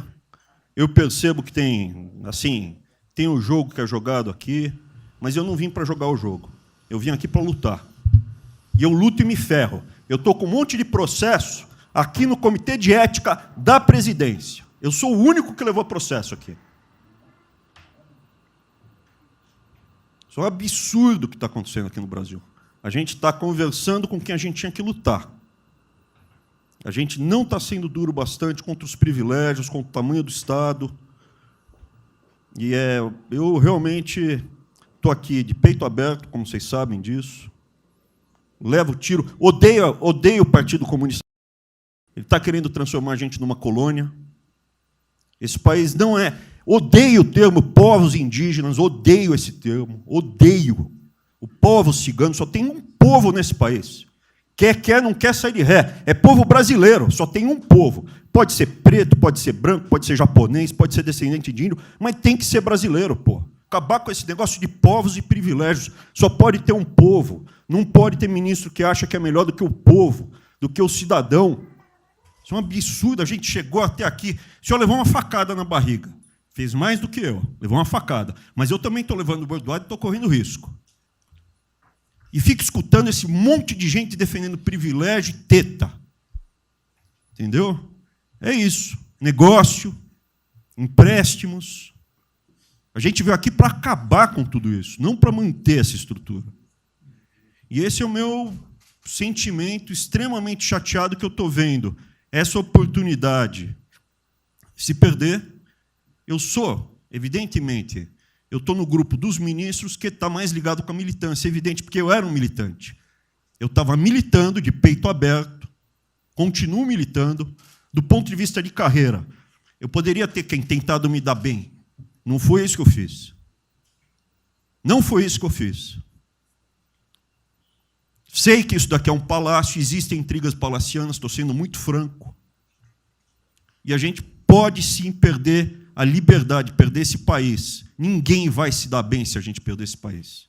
Quem vai se dar bem são pouquíssimas famílias. Pouquíssimas famílias. Não se iludam. Não se iludam. Era isso. Deixa eu complementar aqui. O que o Weintraub está falando, eu estou com 65 anos, a gente vai se aproximando de quem não deve. Eu já tenho que me policiar no tocante a isso daí.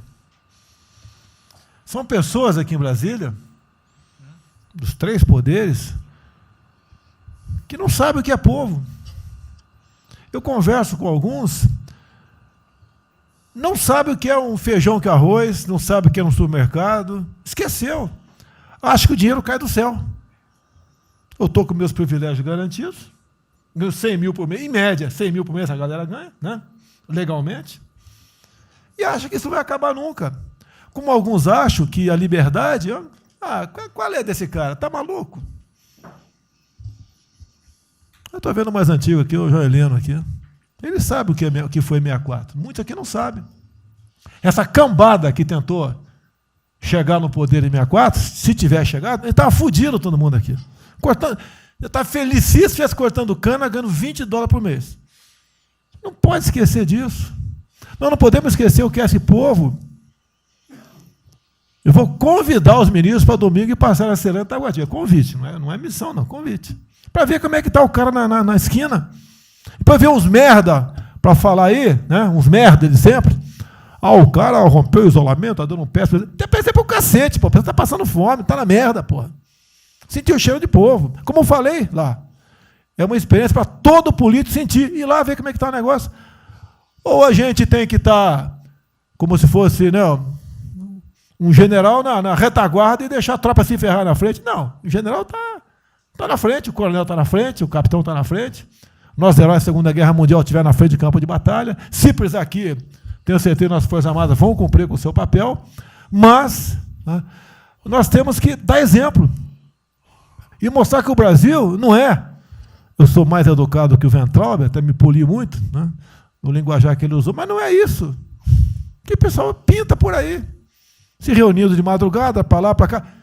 Sistema de informações. O meu funciona. O meu particular funciona. Os que tem oficialmente, desinforma.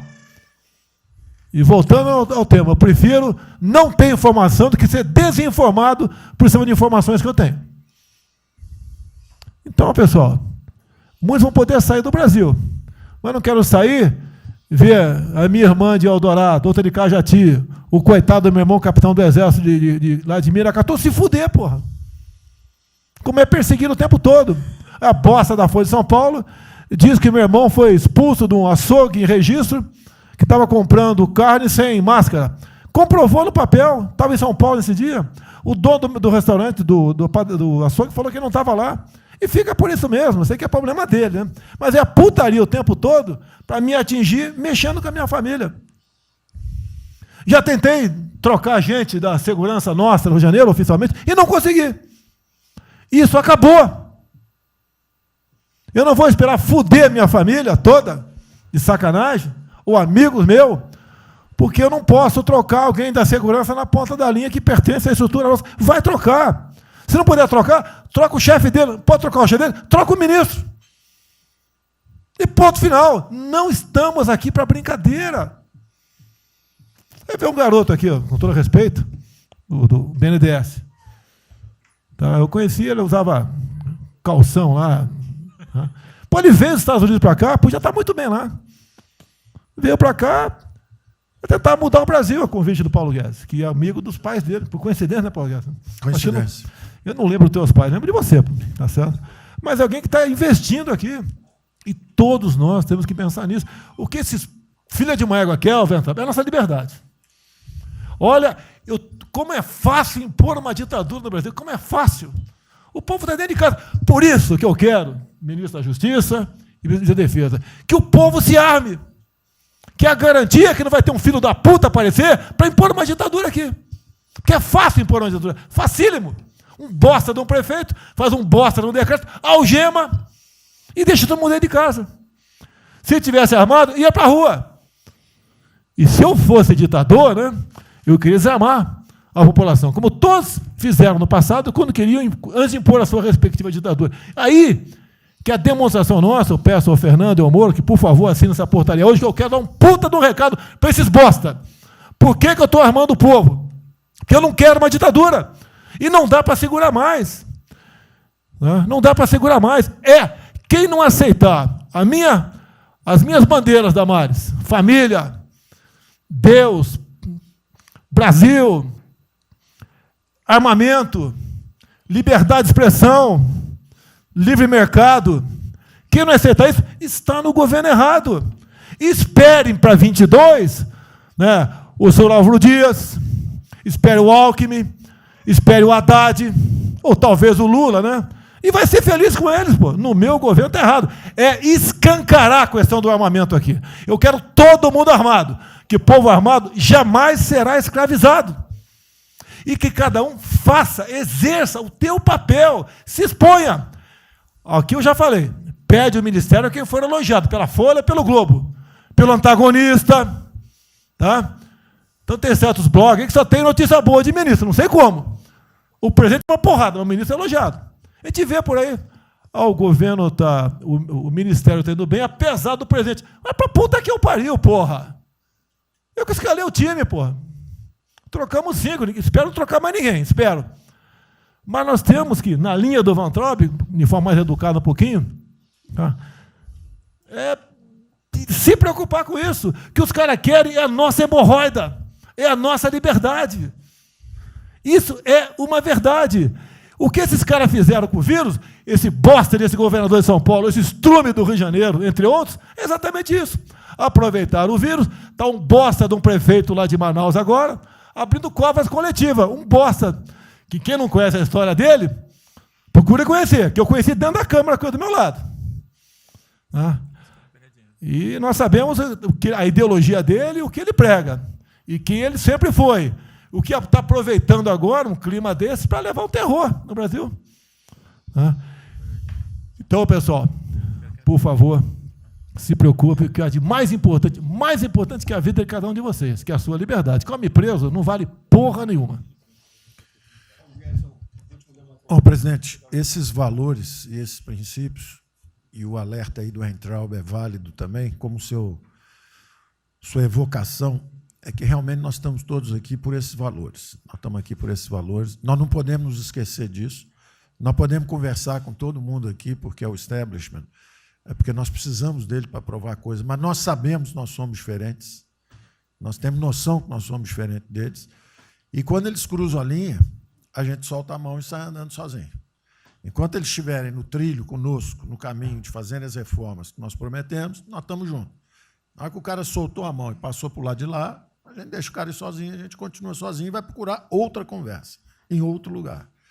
Então, eu acho que manter essa ideia que nos trouxe aqui, e eu tenho dito isso em todo lugar, e lá fora, eu converso. Semana passada, conversei com os ministros da Fazenda de G20, conversei com os ministros também de Economia dos BRICS, e a mensagem que eu levo é sempre a mesma: o Brasil vai surpreender o mundo.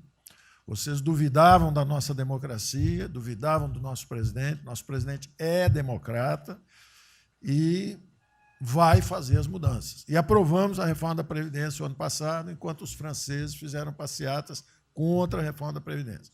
Agora, a mesma coisa, estou dizendo, nós vamos continuar aprofundando as reformas, nós vamos seguir. Eu conheço todas as histórias de reconstrução por profissão, obrigado a estudar isso, a reconstrução da Alemanha na Segunda Guerra, na Primeira Guerra com o Schatz, na Segunda Guerra com o Ludwig Erhard, a reconstrução da economia do Chile com os caras de Chicago, o caso da fusão das duas Alemanhas, eu conheço profundamente, no detalhe, não é de ouvir falar, é de ler 8 livros sobre cada reconstrução dessa. Então, eu li Keynes 3 vezes no original antes de eu chegar a Chicago. Então, para mim, não tem música, não tem dogma, não tem blá, blá, blá. Tem estudos sobre todas as ocasiões. E nós demos uma demonstração disso quando nós estávamos indo numa direção norte, com as reformas estruturantes, e, de repente, em 3 semanas e meia, nós fomos para o sul. E nós fomos elogiados hoje lá fora. Semana passada, todo mundo elogiando, fazendo referência, que o Brasil está à frente de todos os emergentes e Pari-Passu ali só está atrás um pouquinho dos Estados Unidos, porque os Estados Unidos está naquele caso que é o cara que tem a moeda forte, emite 1 trilhão para cada problema que ele tem e ninguém reclama. Fizemos vários programas antes dos alemães, vários programas antes dos ingleses, vários programas, de todo tipo. Então, se não existe algo aqui, é dogma. Existe capacidade de trabalho com um grupo extraordinário que eu tenho. Então, nós atacamos em todas as direções. Primeiro, o campus foi lá e reduziu os compulsórios em 200 bilhões. Logo depois, nós não tínhamos espaço constitucional, fizemos antecipações de benefícios e diferimento de impostos, porque não tinha espaço constitucional. Logo depois, tivemos espaço pelo Supremo e pelo Congresso. Entramos nas constitucionais, gastamos 300 e poucos bilhões, que não é muito. Para terem uma ideia, o último déficit do governo Temer foi 160. Nós gastamos 300. Não gastamos tanto assim, mas atingimos 50 milhões de brasileiros, como diz lá o Pedro. 70 milhões de brasileiros. Lançamos essa camada para os mais frágeis, pegamos os idosos, pegamos as empresas, microcrédito, depois de 0 a 360 mil, depois de 360 mil a 10 milhões, montamos um comitê de bancos, estamos lá com o Montesano agora fazendo justamente a reestruturação. Não vai ter molezinha para a empresa aérea, para nada disso. É dinheiro que nós vamos botar usando a melhor tecnologia financeira lá de fora. Nós vamos botar dinheiro, vai dar certo e nós vamos ganhar dinheiro. Nós vamos ganhar dinheiro usando recursos públicos para salvar grandes companhias. Agora, nós vamos perder dinheiro salvando empresas pequenininhas. Então, nós estamos fazendo tudo by the book direitinho. Na conversa com os ministros da Fazenda lá de fora, eu disse que nós estamos com um déficit extraordinariamente alto esse ano, da mesma forma que eles, está todo mundo na mesma direção, só que nós caímos no chão, está uma confusão, tiro, porrada e bomba, mas nós não perdemos a bússola. A gente cai, levanta e sabe para onde nós temos que ir. Nós não vamos perder a bússola. Nós sabemos dos valores, sabemos dos princípios, sabemos o que nós estamos defendendo. Nós estamos defendendo liberdade, liberdade econômica, liberdade política. Nós sabemos o que nós estamos defendendo. E estamos agora, no meio dessa confusão, derrubando a última torre do inimigo, que é uma coisa que nós vamos fazer a reconstrução e a nossa transformação econômica. A outra coisa são as torres do inimigo que a gente tinha que derrubar. Uma era o excesso de gasto na Previdência, derrubamos assim que entramos. A segunda torre era os juros estão descendo e vão descer mais ainda. O campus tem o mapa já, nós estamos descendo. Então, para ter uma ideia, o ano passado, para esse ano, 120 bilhões a menos de juros. um plano Marshall por ano, né? Sem juros, de juros a menos. Então, nós sabemos, e é nessa confusão toda, todo mundo está achando que estão distraídos, abraçaram a gente, enrolaram com a gente, nós já botamos a granada no bolso do inimigo. 2 anos sem aumento de salário. Era a terceira torre que nós podíamos derrubar. Nós vamos derrubar agora também. Isso vai nos dar tranquilidade de ir até o final. Não tem jeito de fazer um impeachment se a gente tiver com as contas arrumadas, tudo em dia, acabou, não tem jeito, não tem jeito. E o presidente está no ponto futuro, porque o presidente falou o seguinte, tudo bem, tem a primeira onda que é a da saúde, mas tem a segunda que é da economia, e uma vem agarrada com a outra. Nós estamos ainda tentando sair da primeira, a segunda já está querendo bater. Eu ainda acho que nós estamos preservando os sinais vitais da economia brasileira. Ela, para mim, ainda é um urso hibernando. Você baixa sua energia para zero, consumo de energia para quase zero, só respira, mas quando você sai da gruta, você sai para comer o primeiro bicho que passar, você tem força. Nós não podemos deixar isso graças à super safra da nossa Tereza, à logística do Tarcísio, a comida está chegando, as exportações estão seguindo, a China é aquele cara que você sabe que você tem que aguentar, porque, para vocês terem uma ideia, para cada $1 que o Brasil exporta para os Estados Unidos, exporta 3 para a China. Você sabe que ele é diferente de você, você sabe que geopoliticamente você está do lado de cá. Agora, você sabe o seguinte, não deixa jogar fora aquilo ali não, porque aquilo ali é comida nossa, nós estamos exportando para aqueles caras. Não vamos vender para eles, ponto crítico nosso, mas vamos vender a nossa soja para eles, isso a gente pode vender à vontade, eles precisam comer. Eles vão comer. A Índia também vai precisar comer. Vai ser o trading da água. Eles vão dizer que é a melhor trading da água. Outro dia alguém comentou comigo, acho que foi o Campos, não foi, Campos? Foi. É o trading da água. Quer dizer, os caras precisam de alimento, não tem água, nós temos muito mais água do que eles têm. Então, eles vão ter que abrir mão da agricultura para fazer outras coisas e nós vamos poder exportar para eles também. Então, nós temos um mapa de voo bom, nós temos uma equipe jovem, preparada, todo mundo trabalhando juntos, e nós não vamos perder o rumo, nós não podemos perder o rumo. Então, vai ter muita conversa, vamos para cá, vamos para lá, vamos fazer isso, vamos fazer aquilo, não vamos perder o rumo, não. Pode dar vestimento, bota peruca loura, passa batom vermelho, faz uma opção de coisa que for necessário politicamente, mas não vão perder o rumo econômico, não, nós sabemos onde nós estamos indo. Então, eu estou só dando uma mensagem de tranquilidade para todo mundo aqui, que é o seguinte, nós não estamos fazendo nada exótico, dogmático, nada disso. Nós estamos indo numa direção, fizemos o que o mundo inteiro fez, em 3 semanas e meia, nós fizemos o que o mundo inteiro fez, só que nós não vamos perder o rumo, não. Nós sabemos para onde nós vamos voltar já já, tá certo? E se o mundo for diferente, nós vamos ter capacidade de adaptação. Por exemplo, eu já tenho conversado com o ministro da Defesa, já conversamos algumas vezes, quantos 200 mil, 300 mil, quantos jovens aprendizes nós podemos absorver nos quartéis brasileiros? 1 milhão? 1 milhão a R$200, que é o Bolsa Família, R$300, para o cara de manhã faz calistenia, aprende civil, organização social, como é que é o OSPB, né? Organização Social Política, né? Faz ginástica, canta o hino, bate continente, de tarde aprende a ser um cidadão, pô.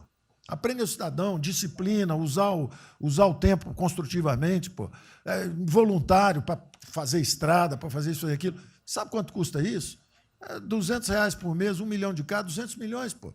Joga 10 meses aí, 2 bi, isso é nada. Então, nós vamos pegar na reconstrução, nós vamos pegar 1 bilhão, 2 bilhões e contrata 1 milhão de jovens aqui. A Alemanha fez isso na reconstrução. Aí você também quer fazer estrada, precisa de 3, 4 bilhões a mais, tem um orçamento de 8, toma aqui seus 4 bilhões. Isso não faz falta. Isso não faz falta.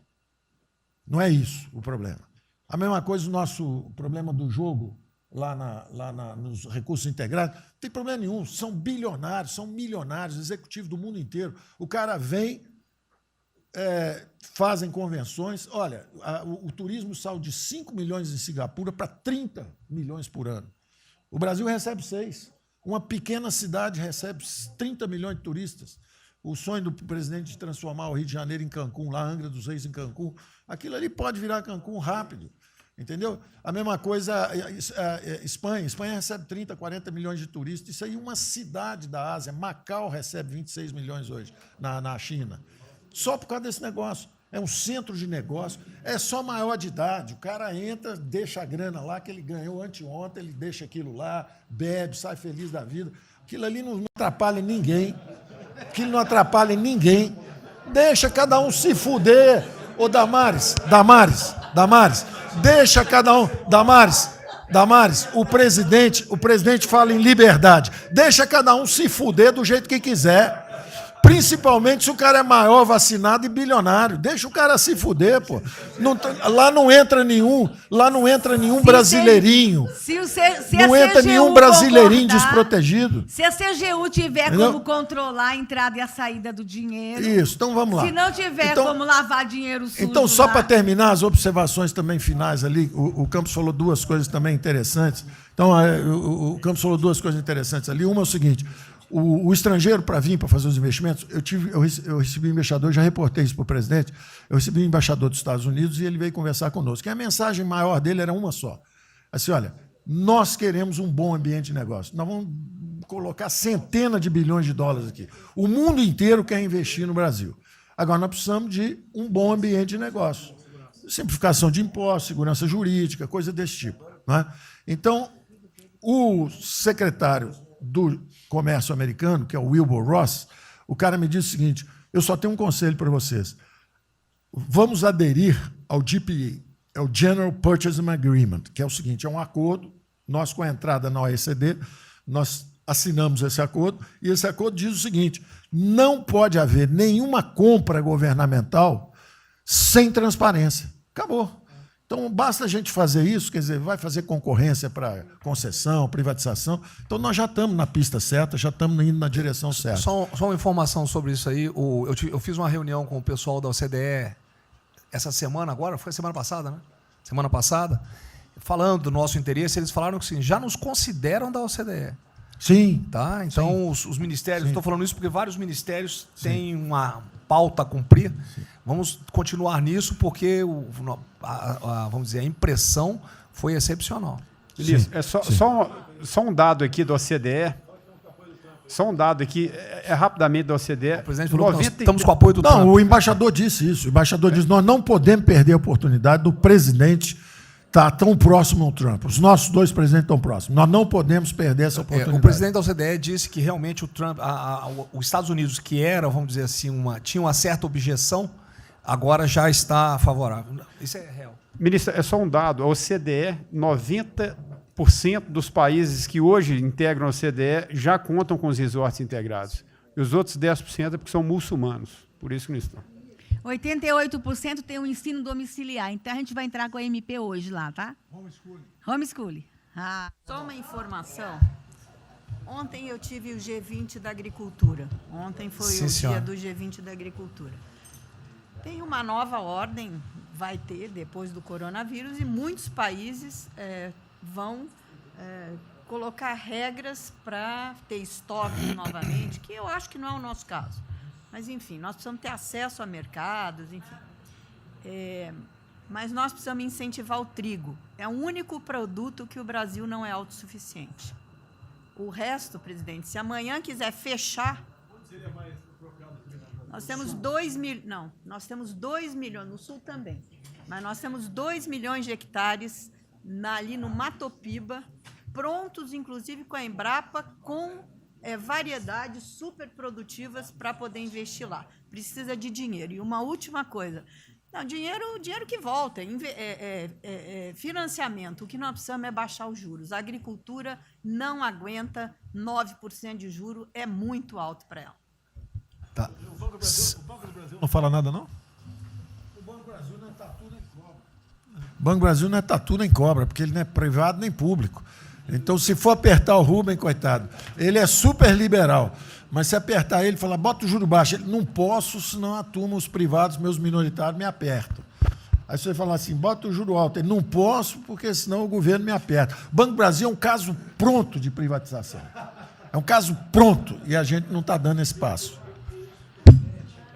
O senhor já notou que o BNDE e a Caixa, que são nossos públicos, a gente faz o que a gente quer. O Banco Brasileiro não consegue fazer nada, e tem um liberal lá. Então tem que vender essa porra logo. Na próxima reunião aí. Apesar de todo apesar de todo o aumento de risco que passou a haver no sistema bancário, o Banco do Brasil está expandindo bastante seus empréstimos. E a agricultura, a ministra Tereza Cristina é testemunha aqui de que o apoio está sendo muito grande. E nós estamos numa situação confortável, ministro, porque, primeiro, porque, em termos de liquidez, o público vê o Banco do Brasil como um porto seguro. Então, nós não estamos tendo problemas que outros bancos estão tendo, de preocupação com a liquidez do banco, com a rigidez do banco. E na nossa formação de resultado, as pessoas físicas têm um papel preponderante dentro do Banco do Brasil.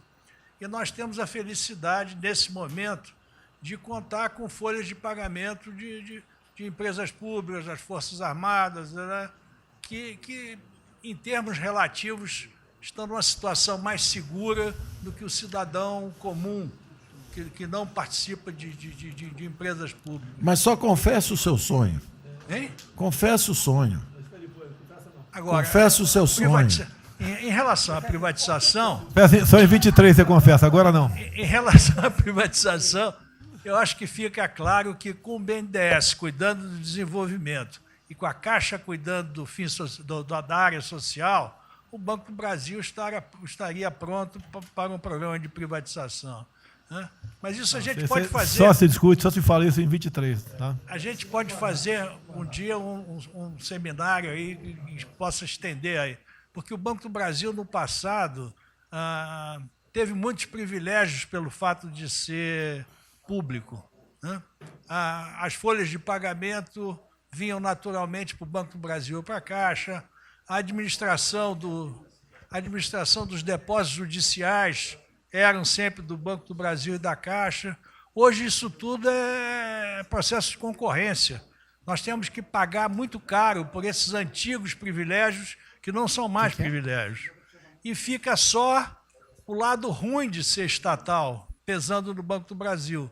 Quer dizer, a gente não tem a mesma facilidade de contratação, a gente não tem a mesma facilidade de demissão de maus funcionários e vai por diante. Quer dizer, tudo tem que submeter ao governo, tem o Tribunal de Contas travando tudo. Né? O Tribunal de Contas, hoje em dia, é uma usina de terror. Quer dizer, se a gente faz alguma coisa, está arriscado ir para a cadeia. Se não faz, é processado por inação. Né? Você não tomou as providências que tinha que ter tomado. Então virou um terror isso. Né? Se ficar, o bicho pega, se correr, o bicho come. Agora, se me permite, eu queria fazer uma observação rápida sobre a área de medicina. Eu acompanho os números diariamente. Eu vejo que os óbitos, eles chegaram diários, passaram de 200 durante alguns dias, 4, 5 dias, mais de 200 pessoas sendo mortas. De uns 4, 5 dias para cá, esses óbitos caíram bastante, já não chegam mais na casa de 200. A minha sensação, de quem não é especialista no negócio, mas que observa os números, é que o tal do pico, o tal do famoso pico, que gerava tantas preocupações, a minha sensação é que esse pico já passou. Né? Agora... É que o senhor não viu o número que nós mostramos lá em cima agora, mas isso é outra história. Senhores, sem querer cortar, muito obrigado a todos, porque senão não termino. Presidente.